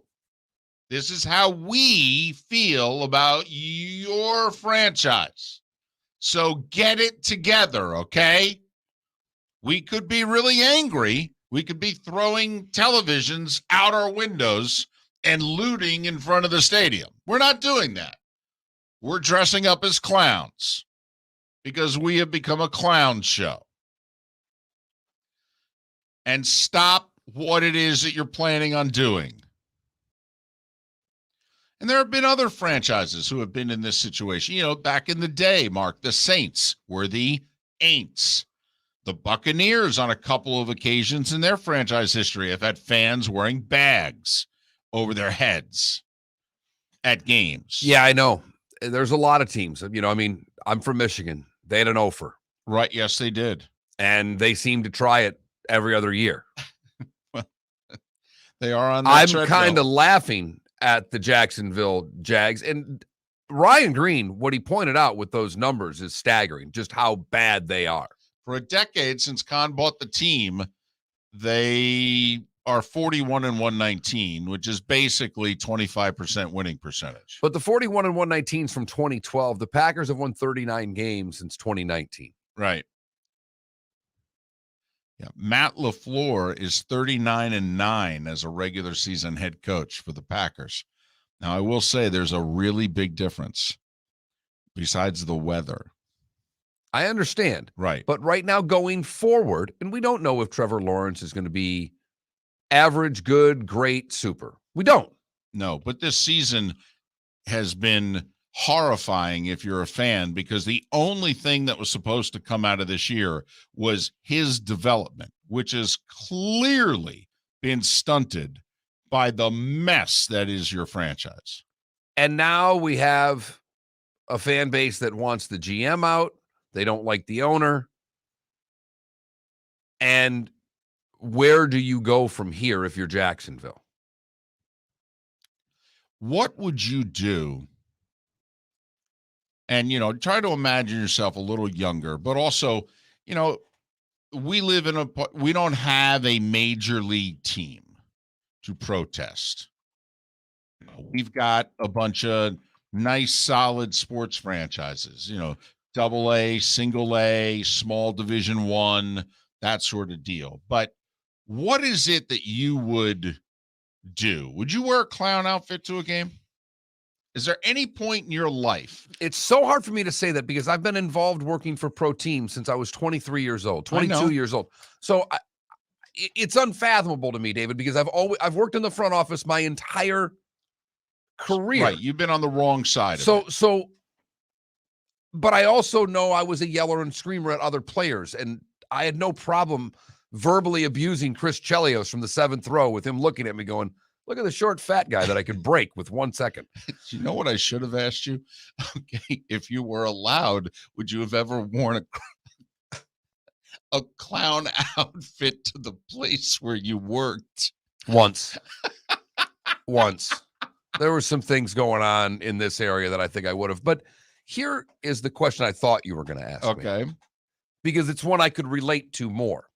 I'm not worried about Shad Khan and what he's going to do. He's made so much money and he's been so successful. I don't think he is worried at all about what these fans are doing. His son, Tony, however, has not yet turned 40 years old. Right. And David, if you think of how we've mellowed from 40 to 52 and 56, respectively, it's quite a lot. Oh, my goodness. So what I am trying to imagine is that if I were Tony Khan, see, it's easier for me to act like I'm rich, even though I'm not, and be an owner because we play owner and GM so much on the radio. So if I'm Tony Khan, who has aspirations of taking over the Jags, he is listed as a co-owner of the team. And they're doing this. How am I going to react as a 39-year-old owner? Because there's one of two ways he could do it. And it won't be A. He could embrace it and come down and have a fan forum and talk to him and try to play, whether it's PC or friendly owner or guy who has a receptive ear to the fan base. Right. Or he could be a horse's ass. I'm voting that it would be B. See, I'm thinking there's a chance he's going to look at these. Let's just say, from what we're hearing, it's going to be a few hundred fans dressed up as clowns, which, by the way, should make for great crowd cutaways. I mean, if you're CBS, this is a dream. Now, I know there'll be a little bit of pressure to not show them, but I mean, how do you not at some point? You show people who are sitting there with bags on their head. What's the difference? But, Mark, this Tony Khan guy is – the Khans are the money and the brain power behind this alternate wrestling league here, the AEW. And they're doing a great job. I mean, if you're Tony Khan, don't you try to work these fans into like a bit? I mean, they do their wrestling out of Jacksonville. much of what they do is based out of that city. Do you not try to recruit them in and use them in a bit going forward? One's fake, the other's real. His real franchise is an absolute disgrace. Right. So if you're going to take your real franchise and then make a bit out of it, I don't think you're serious about running an NFL franchise one day. Come on. No. You asked me a question, I know. and I can be all fun. We can play games if you want to play games. No, but, I'm just. But I don't think you can do that if you're Tony Khan and you want to be an owner of an NFL team. I don't think you can make but I do think you could jump down with everybody in clown suits and sit with them and say, all right, what is it you guys want? Even if you don't listen to them. Have a little fan forum and have fun. fun. Have it before the game. Let them scream at you. Let them tell you how much you suck. Laugh your ass off when you walk out and know you're worth $1 billion. I think if you're 41 and 119, you need to not take yourself so seriously. Got to be honest with you. The fans are calling you on the carpet for one day. All right. Well, it'll be forgotten soon enough. They're calling the old man to the carpet. They are. They're not calling Tony. All I am saying is that, based on what Pat just said, that Tony one day wants to run that franchise, that I think from all accounts, he has some say-so here. This would be his opportunity. You're right, to have a little fun with it or just to meet the fans. Because I don't think Shad Khan cares that they're putting clown suits on. I don't even think it affects him getting up in the morning one iota. Logic Man in our Twitch chat room says, just pack it up and move to London already, for crying out loud. Sure. But they've got to win a few more games. Need to have one decent year, right? You would think. But that's all. I have to admit, I could do it. If I lived in Jacksonville. Oh, I know you could. Even at 56, I could do it. I've seen you with a wig at a concert. I sure as hell know you could dress up as a clown to a football game. Absolutely, I could. Now, I'd have no problem going by myself either. I could walk in, stick my chest out by myself, having people making fun of me, the whole deal. No problem. By the way, I'll be serious for 1 second. Do you let them in? Like, this isn't a violation of, like, if you're the Jags, don't you have a decision to make? If people show up dressed as clowns with a ticket, you better let them in. Well, Mark, please, come on. This is 2022 America. You can shut things down and ban people and disobey rules more than ever before. I mean, honestly. Especially in pro sports, for goodness sakes. They're just, nope, sorry, no, it's against the I got rules. you. That's an NBA What do you mean thing. Against the rules? It's not on the ticket. It's not on your website. There's no sign. Sorry, it's against the rules. We're not letting you in. Even with all that being said, name a league other than the NBA that's done it, that you're aware of in the last couple of years. Because the NBA's been the one with the whole China thing. They were throwing people out right and left for any anti-China sign. Right. I get it. That's why I'm wondering, though, if you're, listen, they ban fans. Daniel Snyder's got a pretty strict policy. God forbid you have a sign that's anti the football team. Oh my goodness. Throw you out of there, take your season tickets away, the whole deal. And most franchises do. You as a clown's kind of a sign. Well, does he have a sign? Well, he's dressed as a clown. He's wearing a red nose, sir. Right. Everything appears to be normal except for the big red nose, and he has size 24 shoes on. Right. What is it that he needed to bring for us to throw him out? An actual sign? He's 6'3", 320. And he will only respond to Ronald. I don't know what the hell it is. And he's got a horn. He can stay? Okay, good He to says know. he's here to see Bozo. Is Bozo available? What was it a few years ago? The Browns owner, Jimmy Haslam, and the one fan showed up. From the dog pound. Showed up and in met. full dress. Yes. That's what I'm wondering. If you're the cons, you got to figure this out in a meeting. That's what the big Tuesday staff meeting's all about. Listen, when these 500 fans show up dressed as clowns, are we letting them in? Do we try to find a way to put them all in one section? Well, what do we do? And if you're Ryan Green, who we had on the show earlier today from 1010 XL in Jacksonville, if you're doing Jacksonville radio right now, aren't you doing everything in your power? And maybe not so much Ryan Green, but the pop radio station, the rock radio station, the country radio station. Aren't you, if you're the jock, if you're that crazy morning DJ? Hey, we're going to have our clown suits on. We're going to be at the Ale House tomorrow morning at 6 a.m. We're going to clown it right into the stadium. Who's with me? There's got to be a costume shop locally that would turn this into a promotion. We'll come back with a double shot of the Doors. You sure that sounds like a classic rock? No, job? not at all. No, that was more No, we got Toby Keith and Eric Church coming up after the break. Hell on yeah! Jacksonville's Rockin' Country. 13 minutes after the hour, Miller and Moulton. Couple of clowns on the Florida Sports Damn Network. right. Mark Miller for Orange Whip Golf and Fitness Power Peel at Home Training System. This complete body and swing trainer uses resistance band connection system to fix bad habits and ingrain a more consistent, powerful swing. The Power Peel system is powered by functional golf swing training technology. It trains both your swing and body at the same time. Simply make a few prescribed resistant band connections, and in a few steps on the peel, you'll swing better, feel better, and play better. Use it before your round of warm-up, as your daily fitness routine, or anytime you want to feel and train the swing you've always wanted. Pair the Power Peel with the Orange Whip Golf and Fitness at Home training technology, available with a monthly membership, and maximize your results with Golf Fitness X coach-led programs that take less than 20 minutes a day. Buy the Power Peel training bundle now for 4 interest-free payments of $115 by going to orangewhipgolf.com and use code Miller10. That's code Miller10 to save $45. Go to orangewhipgolf.com and use code Miller10 to save $45 and play better golf. Go to orangewhipgolf.com. You are listening to Miller and Moulton on the Florida Sports Network.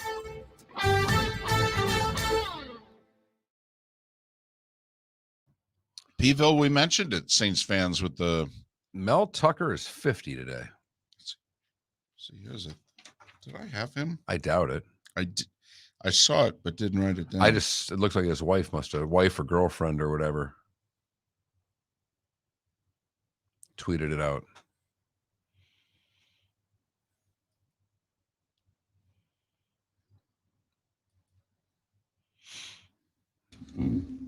Now, what if I go dressed up as a clown to offend an opposing player? Wait, huh? What? What you just making stuff up? I think so. Are you just trying to figure something? You just trying to you're missing that microphone a little bit this morning? I'm trying to tie something together. Well, what? Just I will go to a sporting event fully dressed up as a clown, but it will be my Halloween costume with the Ben Simmons jersey. And I will be heckling. By the way, are you aware of a show called Half Nelson, David? No. I need you for a minute and a half. I'm listening. No, you got to watch. Nothing to do. I just have to have you watch this promo. All right.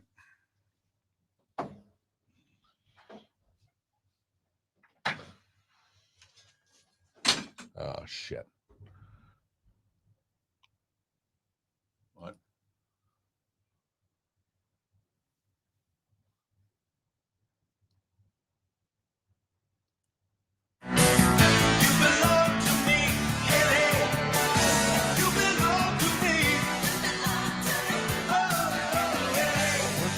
Half Nelson. Victoria. I mean, look at who's on this. Now it gets better.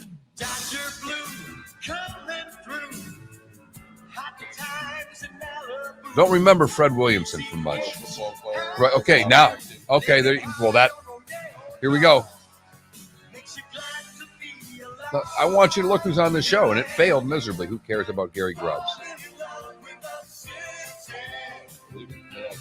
It's 1985. Oh, Tony, the dog.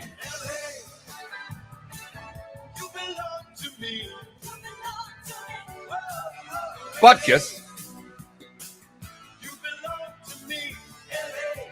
Right off a Miller Lite commercial.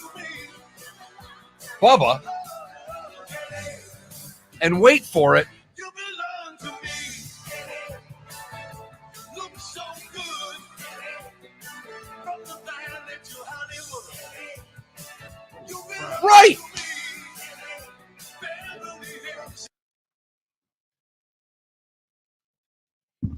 the block up.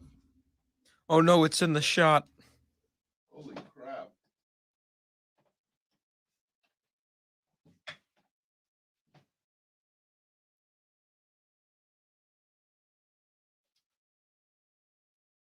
I think I need how's that? That works. It works, yeah. It's fantastic. Wow. What show was that? Half Nelson with Joe Pesci, Victoria Jackson, Fred Williamson, Dick Butkus, Bubba Smith, and Dean Martin. And I've never heard of it. Never. Over under the number of episodes. Oh, whatever the minimum was before you could cancel it. Well, they'd order a season, which would be 13, but I'm guessing 4.5. I don't even know if 5th episode aired. That is terrible. An American comedy drama series. It seems- Dramedy. Let's see. Let's go to IMDb.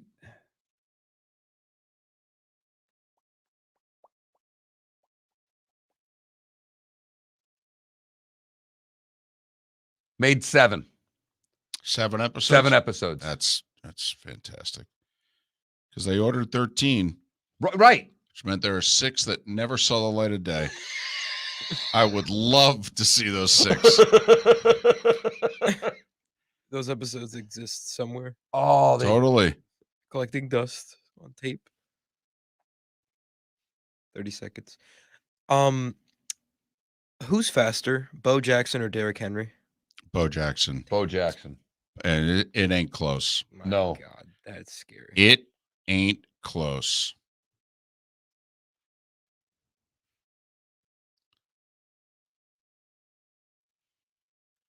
Bo Jackson might be the answer to the question when they say, "Hey, if there's one guy."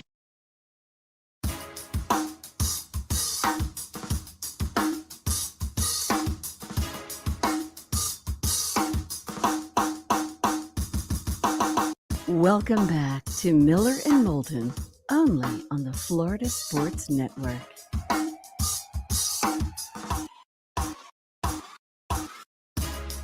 "20 minutes past the hour." Miller and Moulton, the Florida Sports Network, the Florida Sports Network.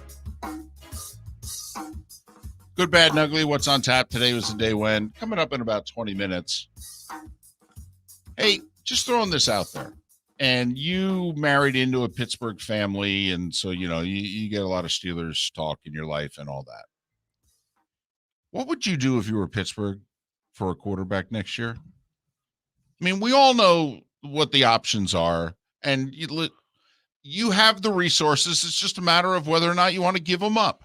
I would go after Aaron or Russ right off the bat. So you would make the big play. Probably Russ. I mean, because Aaron's better. I'm not trying to argue that. I don't know if Pittsburgh can win a Super Bowl next year. And how long's Aaron's shelf life?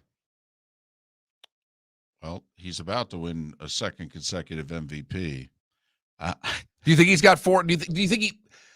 Yes. It's not that Kenny. Does he want to play 4 more years? I think. What else are you going to do? A lot. He's married to an actress. He's got lots of money. Well, Seems to have a lot. they're Seems to be very different than the Tom Brady. Seems to be very different in Tom Brady than what he likes. Yeah. Well, 1, they're not married yet. But 2, no. You're an So athlete, if you think play. he's playing 4 more years, then it's Aaron Rodgers, then it's no ifs, ands, or buts about it. That's where I'm going. I'm with you, by the way. And hey, you can read into anything and everything, but and obviously he appeared on the Manning cast and the Steelers were on, but he went on they start talking about, first off, him and Tomlin. They show the little thing that happened during the game earlier this year. And so the Mannings were just like, so, what's up with that? And he just talks about, the regard he has for Tomlin, and they've met various times over the years and this, that, and the other thing.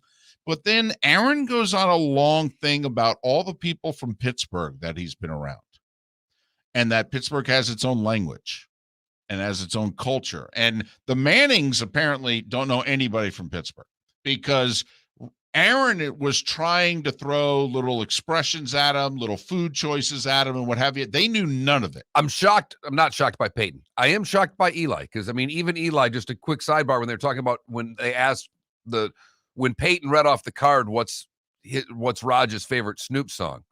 Yes. And Eli comes back with a gin and juice answer, and Peyton, couldn't have looked more out of touch with reality than he did in those 5 seconds. Eli's like, Peyton, I was using a Snoop song. That, you get what I was, did you get that, older brother, you dummy? Right. Right. Eli basically saying, so that's when you're working out, you don't listen to Snoop. Right. Right. You've never even heard of him. Right. How did you not pay attention in the locker room for the last 25 years? Right. You couldn't come up with one. Right. You knew he was going to be a guest. You couldn't come up. The most prepared guy in the world couldn't have a couple of Snoop songs off the top of his head written down somewhere. Huh? Right. Like you didn't already know what the questions we were going to ask you were going to be. Like you didn't write them down for us. But I digress. I'm actually stunned that Eli, because Eli seems to get life a lot better than Peyton, if you know what I mean. So, yeah, I mean, and they make comments on it all the time on Yinzer Speak. It's not just the Pittsburghese, as people are aware of that. But he was talking about, Mike McCarthy, and he rattles off a couple of other coaches and then some players. And he's like, he said, you spend time around people from Pittsburgh and you realize how proud they are. And he said, I like that. That appeals to me. And, and then he goes back to Tomlin and all that. And as I was sitting there and I was watching it, I am literally thinking to myself, well, if I'm the Steelers, honestly, I'm throwing myself at him. Right. Going, come on, dude. The defense is a Super Bowl defense right now, and we've got wide receivers. If you come here. And we have a running back. Right. If you come here, and for that matter, okay, they have a tight end. A serviceable tight end. This kid seems like he can play a little bit. They've got 2 wide receivers, a tight end, and a running back. They have a disaster of an offensive line. I would literally look at him and go, we will spend every resource we have, okay, and only on the offensive line. We will be like the Angels were in that draft that they just had when they drafted 20 pitchers. Right. Well, we're not going to have a number 1 for the next 3 years, and we may not have a 2 this year, but every other draft pick, we're going to draft an offensive line. And you've played behind. I mean, how many of the guys that were blocking for you were first-round picks? Bakhtiari's about it. Okay, trust me, we can do this. Trust me, when we sign you, free agents will want to come here and play with you. Right. In fact, a couple of them you may already be playing with. My only question would be, and if he's that close with Tomlin, if they have that type of relationship, it seems that Mike Tomlin could say, Aaron, how long do you want to do this for? Is this 2 more years, 3 more years, 4 more years, or you don't know? Well, I got to be honest, I wouldn't care. If the answer was that short, if he said no more than 3 years, I'd still be all in. There's just part of me that thinks Aaron could walk away tomorrow. I know I'm alone on this. I see him as a very different cat. I think he's a very different cat. If Aaron said I'm leaving, if Aaron won the Super Bowl this year and rode off into the sunset, I would not be surprised. Okay. You're the Packers. I'm Aaron Rodgers. At the end of this season, I come in and I give you this was fun. I'm out of here. And, trade me. Or I'm going to retire. You would believe me when I say, or I'll retire. Yes. Because I would look Aaron right in the face and go, Aaron, love you and all. I really don't want to trade you, but don't give me that retirement crap. You're not retiring. You're at the top of your game. Literally at the top of your game. You have never played better than you are right now.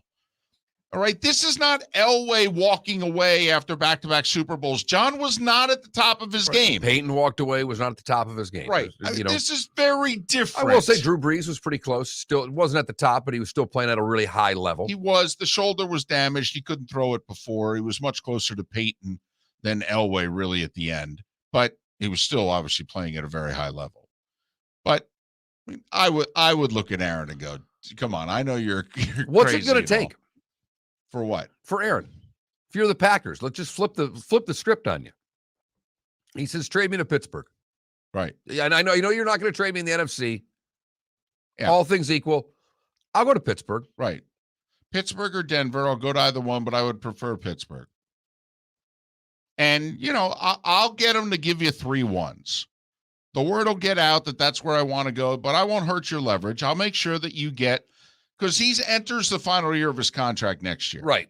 And if by chance he says, hey, 3 ones. Oh, is that enough? Done. If you have to trade him. If you're Green Bay, it's I don't know. You have to trade him. If he is looking at you and saying, I'm never playing here again, and I have 1 year left on my contract. Okay. So, you only have so much leverage, if you know what I mean. If I get you 3 ones, would you trade me where I want to go? What is it you need? Because me and my agent will literally make the deal for you. All right. Tell me what it is you need. Because Pittsburgh doesn't care about trading first rounders. That's why they keep popping up. They don't have an issue with this. They live in the now. Because let's face it. If you're in that conference right now, you got Mahomes, Allen, Burrow, Herbert. You got Lamar. Okay. Who could go either way, but still when healthy. Where's Deshaun Watson going to end up? Right. You got problems. It gets tough to, tough to keep imagine winning the way you're trying to win. You got to get a stud. You got to get a dude. You got a defense that's ready to win now. You got, by the way, 5 terrific defensive players in their primes right flipping now. This is your window. Basically, Mark, you know where the Steelers are right now? They're where the Bears were 3 years ago when they went and acquired Khalil Mack, and then they thought they got the answer in the draft. They traded up for Trubisky. And there's no way, even if Pickett ends up for Pittsburgh, I just don't see that being the right option. Well, no, because it's probably going to take a little bit of time, and you're on borrowed time with that defense, contractually and otherwise. So you would go for it? Without question. Would you be willing to then go Russ? Yes. Okay. And, someone in our Twitch chat room comments, that's not the Steeler way. You sure? How is it not? Well, I guess from the quarterback position, they haven't, but the league's changed. So don't use 30 years ago as your mentality for how a team, or 10 years ago, or for that matter, 5 years ago. We haven't had free agent quarterbacks ever in the history of the league out like they've been in the last 2 years.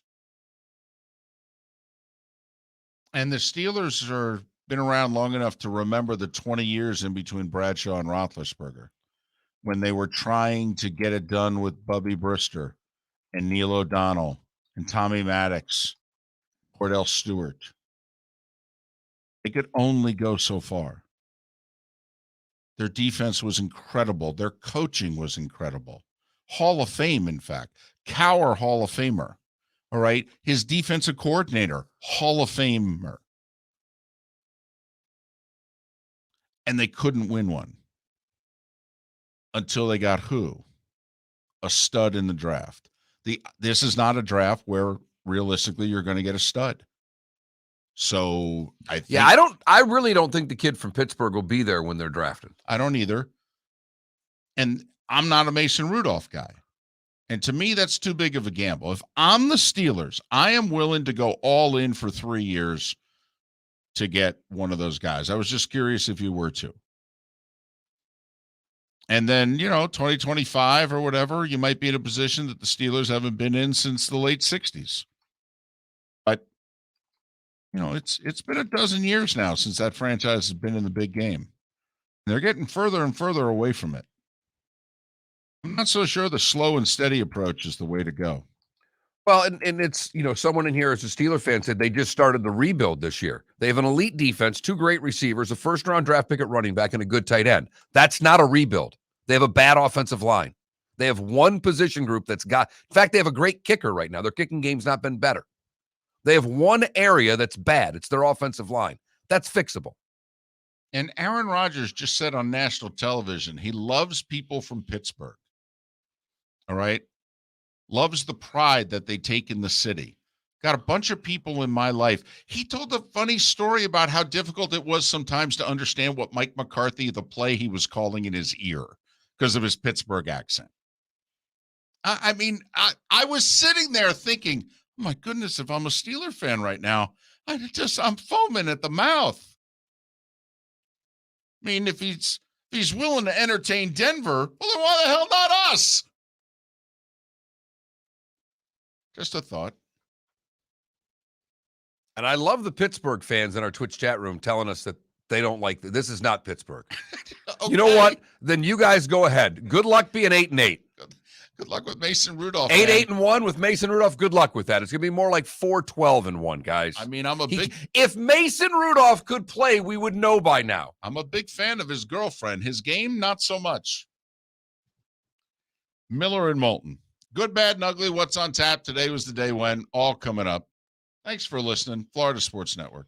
It's been a great start to the NFL season, and it's only getting better at DraftKings, the official daily fantasy partner of the NFL. DraftKings is putting new customers in the center of the action with a free shot at millions of dollars in total prizes. Get in on the action now. It's simple. Just pick your lineup, stay under the salary cap, and see how your team stacks up against the competition. Feel the NFL action like never before with a free shot at millions of dollars in total prizes. DraftKings is safe, secure, and reliable. And the best part is you can deposit and withdraw your cash whenever you want. Download the DraftKings app now and use code M&M. This week, new customers can get a free shot at millions of dollars in total prizes. Enter code M&M to get a free shot at millions in total prizes with your first deposit. That's code M&M. Only at DraftKings, the official daily fantasy partner of the NFL. Minimum $5 deposit required. Eligibility restrictions apply. See DraftKings.com for details.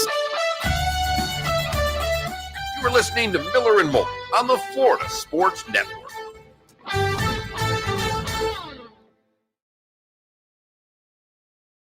Man, Logic Man, let me tell you something. Steeler fans don't even acknowledge you exist. You act like there is a rivalry between the Eagles and the Steelers. Trust me, Steeler fans don't care about you. Not in the least bit. They hate Ravens. They hate Patriots. They kind of hate the Browns. The Browns hate them way more than they hate the Browns. But in order of hatred, it's the Ravens at 1. It is the Patriots at 1A. Then it would be the Browns. They don't even dislike the Bengals. They don't even... Yinzer, do you even acknowledge the Eagles exist? Do they even matter to you? They're an NFC team that's over in they might as well be in another state. They're 5 hours away by car. I've never heard that ever in my entire life. A Steelers Eagles. No, rivalry. just who the hell it's has ever said that? An Eagles fan, because they're jealous of the Eagles. Eagles fans are jealous of everything.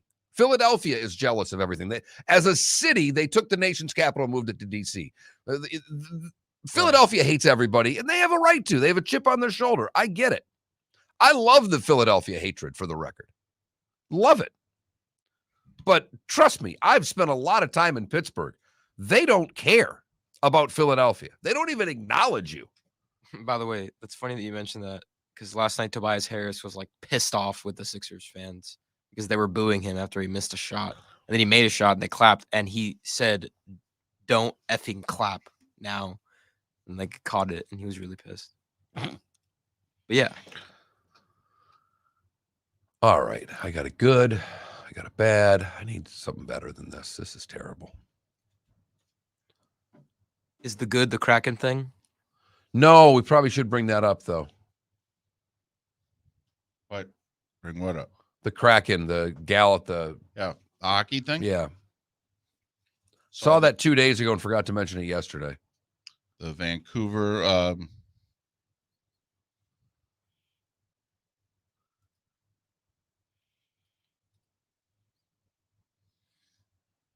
the Vancouver Canucks equipment guy there. Yeah. Or assistant equipment Red. guy. Their assistant equipment guy. What is a Canuck? A Canadian. Oh. Makes sense.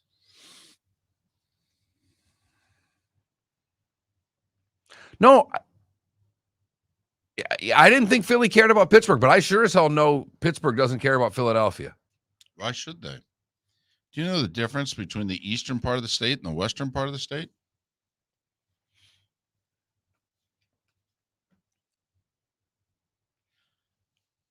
Philadelphia and Pittsburgh is here to the Georgia line. So the Florida-Georgia line away? Ha! I mean, honestly, does Valdosta, Georgia, give a rat's ass what Fort Myers is doing? Because that's how close they are. Hello. Valdosta football. That's right.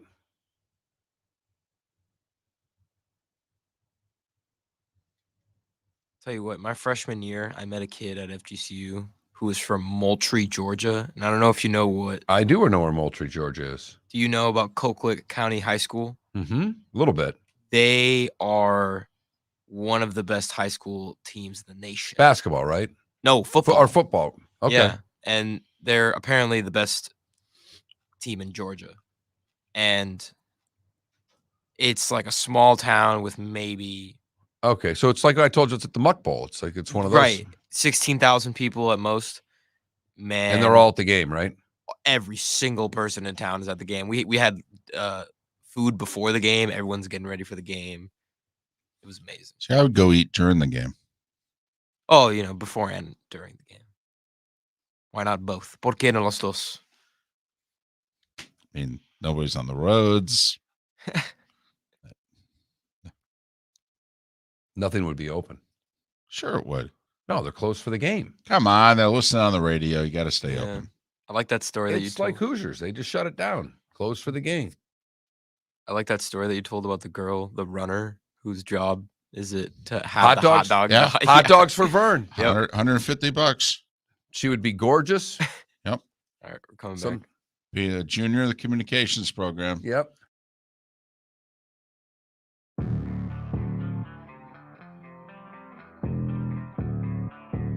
Thanks for listening. And now, more of Miller and Moulton on the Florida Sports Network.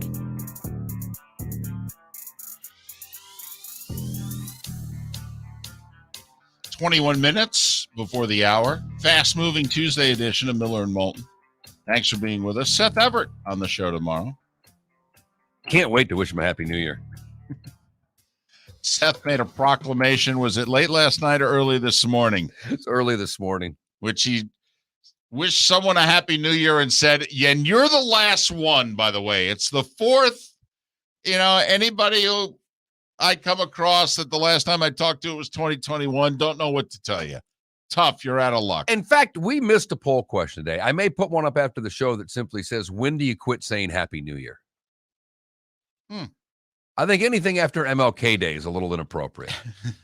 I think anything double digits after this week.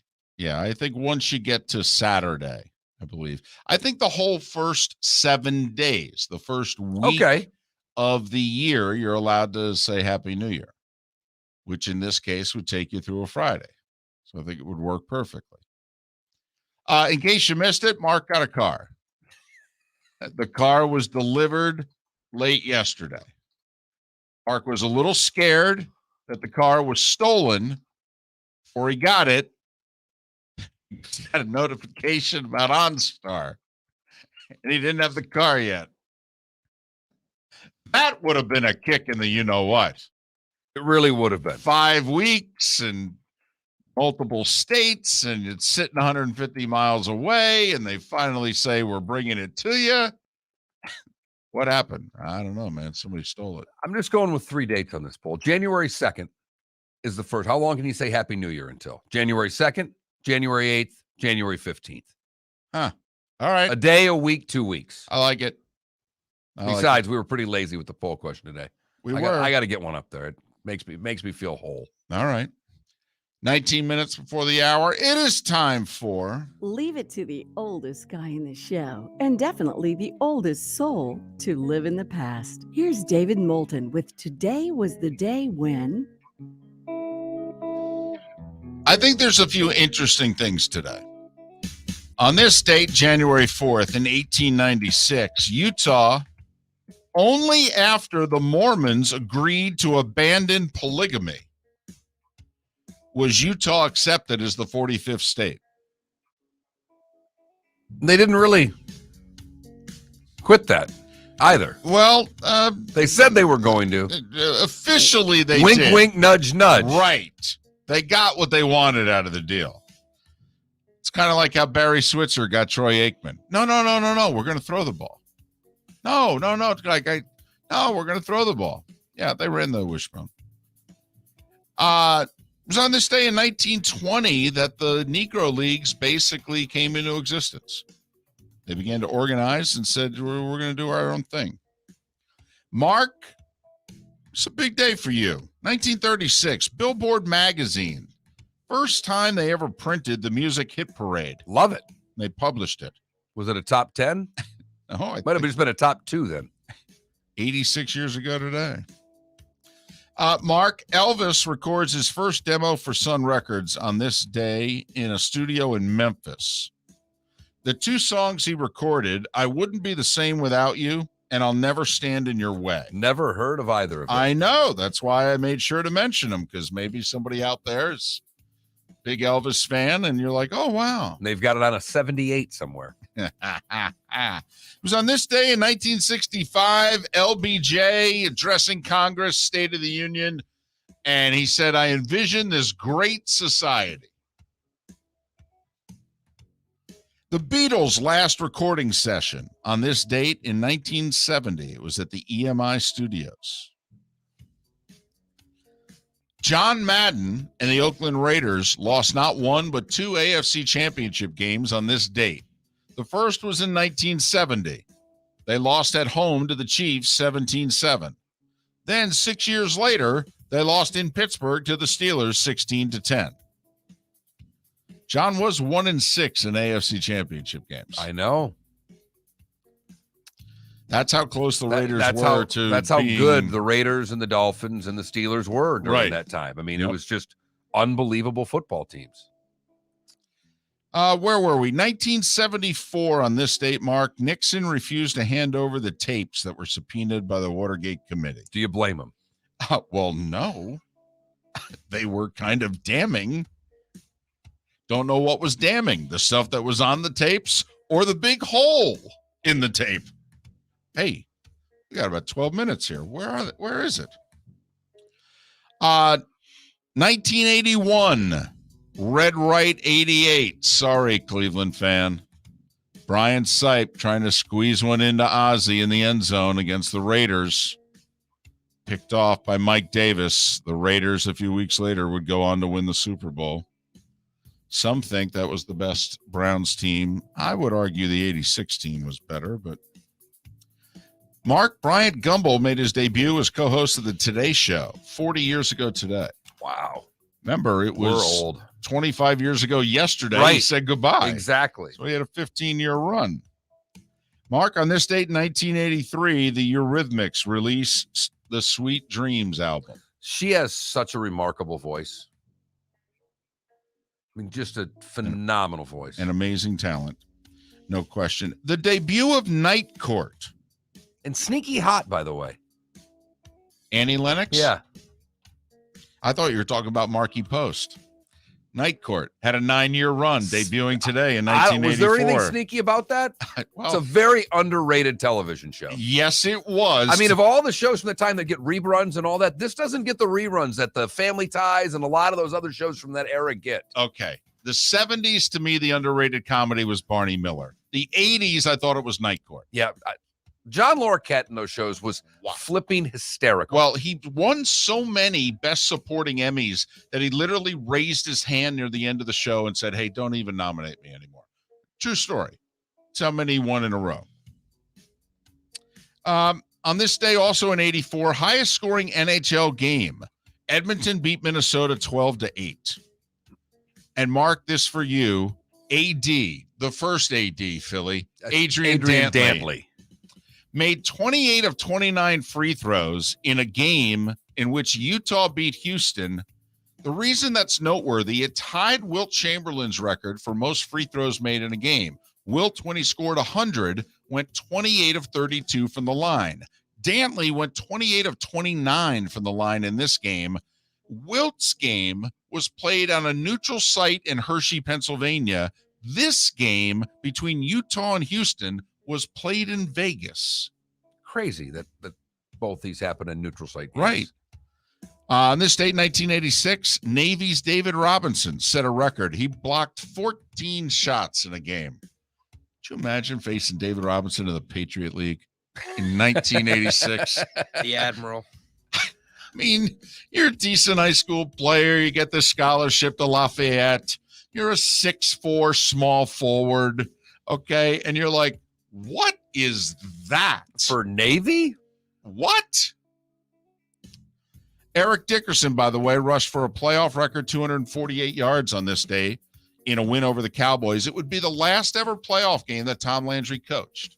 They would have 3 straight losing seasons afterwards, and he would be fired.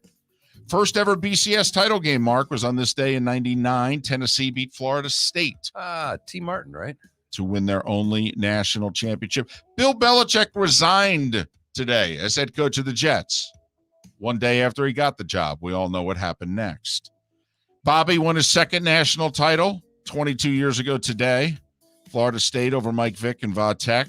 And Mark Cuban bought the Mavs on this date in 2000. Arguably greatest college football game ever played. Texas beat USC in the Rose Bowl 16 years ago today. The Euro made its debut on this date in 1999. Birthdays today, the oldest living Heisman Trophy winner, Johnny Lujack, is 97 years old today. Mark, after his win in Notre Dame, he goes to the Bears. He only plays 4 years. He played quarterback and defensive back. His final 2 years in Chicago, he was the starting quarterback. His backups were Sid Luckman and George Blanda. Don Shula would have been 92 today. Floyd Patterson would have been 87 today. Michael Stipe is 62. David Toms is 55. Graham Rahal is 33. And Derrick Henry is 28. And that is today was the day. Only one omission. Today, The Doors' breakthrough album, their first album released 55 years ago today. You've heard folks elsewhere mock Florida is gonna Florida. Well, Mark Miller sees it differently. He calls it the good, the bad, and the ugly. What you got, Mark? For the good, we go to Fort Myers Beach, where Nick Milano works at All Island Water Sports, and a boat capsized about 100 yards offshore. He runs the All Island Water Sports, renting out jet skis and what have you. He saw the boat and 8 girls swimming with their arms up. He jumped aboard with jet ski with a yellow banana boat, connected, went out in the water, and saved everyone. Awesome. Yeah, it is. For the bad, we go to Maine, where Jeffrey Street met with the Department of Labor. And during the interview, he falsely claimed that his company did not pay workers overtime in cash at regular rates, instead using a payroll check. They found that, that was a violation. And now he's going to go to prison for up to 5 years for admitting he lied to the government. David, don't admit anything to the NCAA and don't admit anything to the government. No. Delay, stall. And the ugly is I-95 right now. Between Richmond and D.C., basically. There have been cars that have been there since about 6:30 p.m. last night. They have been dumped on with snow, and people have spent the night in their cars on the interstate. Wishing all of them, hopefully, will get home soon and that they will be taken care of, because I can't imagine how traumatic that must be to folks sitting in their cars on the highway. And that, David, is the good, the bad, and the ugly on today, January the 4th. You need some good radio during that time. You really do. Huh. At the very least. At the very least. NBA got a full slate tonight. And by a full slate, I mean 5 games scheduled and 5 games yet to be postponed or canceled. The sexiest matchup is actually Memphis at Cleveland. Don't laugh. Combined, the two teams are 15 games over 500. Bunch of young studs on both teams. NHL, 10 games scheduled. 8 of them still going to be played at this point in time. The Panthers are home for Calgary. couple of teams with 40-plus points already this year. Tampa Bay's in Columbus to face their nemesis, the Blue Jackets. We'll see how many college hoop games get played today, Mark. So far, the only game involving ranked teams, Xavier and Georgetown, postponed. Otherwise, Duke's supposed to be back in action. They shut it down for a couple of weeks. They're hosting Georgia Tech. So, well, and it was, yesterday when you went through this, or today when you went through the scores for yesterday, I did notice there was, of the cancellations, there was one forfeit as well. Either Prairie View or Grambling State beat the other 2-0. Yeah, I know, which I hate. I got to admit that there are some conferences that still count a COVID inability to play as a forfeit loss. And that was the only one last night. Grambling State was a home team. So I think that's a SWAC. Yeah, 2-0 win over Prairie View. Yeah, that's ridiculous. It's absolutely ridiculous. A couple of the big conferences tried that earlier in the year, and there was a bit of an uproar, and they changed it on the fly. One of those conferences was the ACC, and the other was the Big East. By the way, keep an eye on Colorado State as a mid-major. They're, I think they're still undefeated, ranked in the top 20, and I know we're on the Bonnies pretty high. West of the Mississippi, you might want to pay attention to Colorado State as a team that could maybe get to a Sweet 16. Well, they're laying 19.5 tonight against Air Force. And you're right, they're 10-0. Given a 97% chance to win, Mark. But it's the cover that matters. Right. They should have a huge size advantage tonight. I mean, they are playing Air Force. It's the first semi-return to normal out there as well after the fires. Like you, we both know people who have yours were up against it. I had some friends who, friends of friends and things like that. There's a guy on the evening news last night looked right into the camera and said, "What I own, I'm wearing." That'll sober punch you you up. right in the mouth. Yeah, basically. That'll sober you up. There is no doubt there. That'll do it for us. Thanks so much for listening. Have a great rest of your day. And we'll do this hump day thing tomorrow with Seth Everett and another bevy of guests. Mark, enjoy your car. Felipe, have a great day. Miller and Moulton, thanks for listening. Bring your big mouth to John Smith Subs and indulge in their overstuffed subs with the freshest quality ingredients. Enjoy our famous steak bomb with perfectly grilled marinated sirloin steak topped with provolone cheese, grilled onions, peppers, mushrooms, crispy bacon, juicy tomatoes, and creamy mayo. Boom! Made-to-order crispy fries can be paired with the Gator, the Cuban, the Chicken Bomb, or the Italian. Love local. Eat delicious with John Smith Subs. Find a John Smith Subs location near you today. The Firestone Grand Prix of St. Petersburg, presented by RP Funding, roars through the streets of beautiful downtown St. Petersburg, February 25th to the 27th. 3-day tickets are on sale now at gpstpete.com. It's fast, fun, family entertainment jam-packed into 3 days. The weekend is highlighted by the NTT IndyCar Series race taking the green flag on Sunday afternoon. It all happens at the Firestone Grand Prix of St. Petersburg, presented by RP Funding, February 25th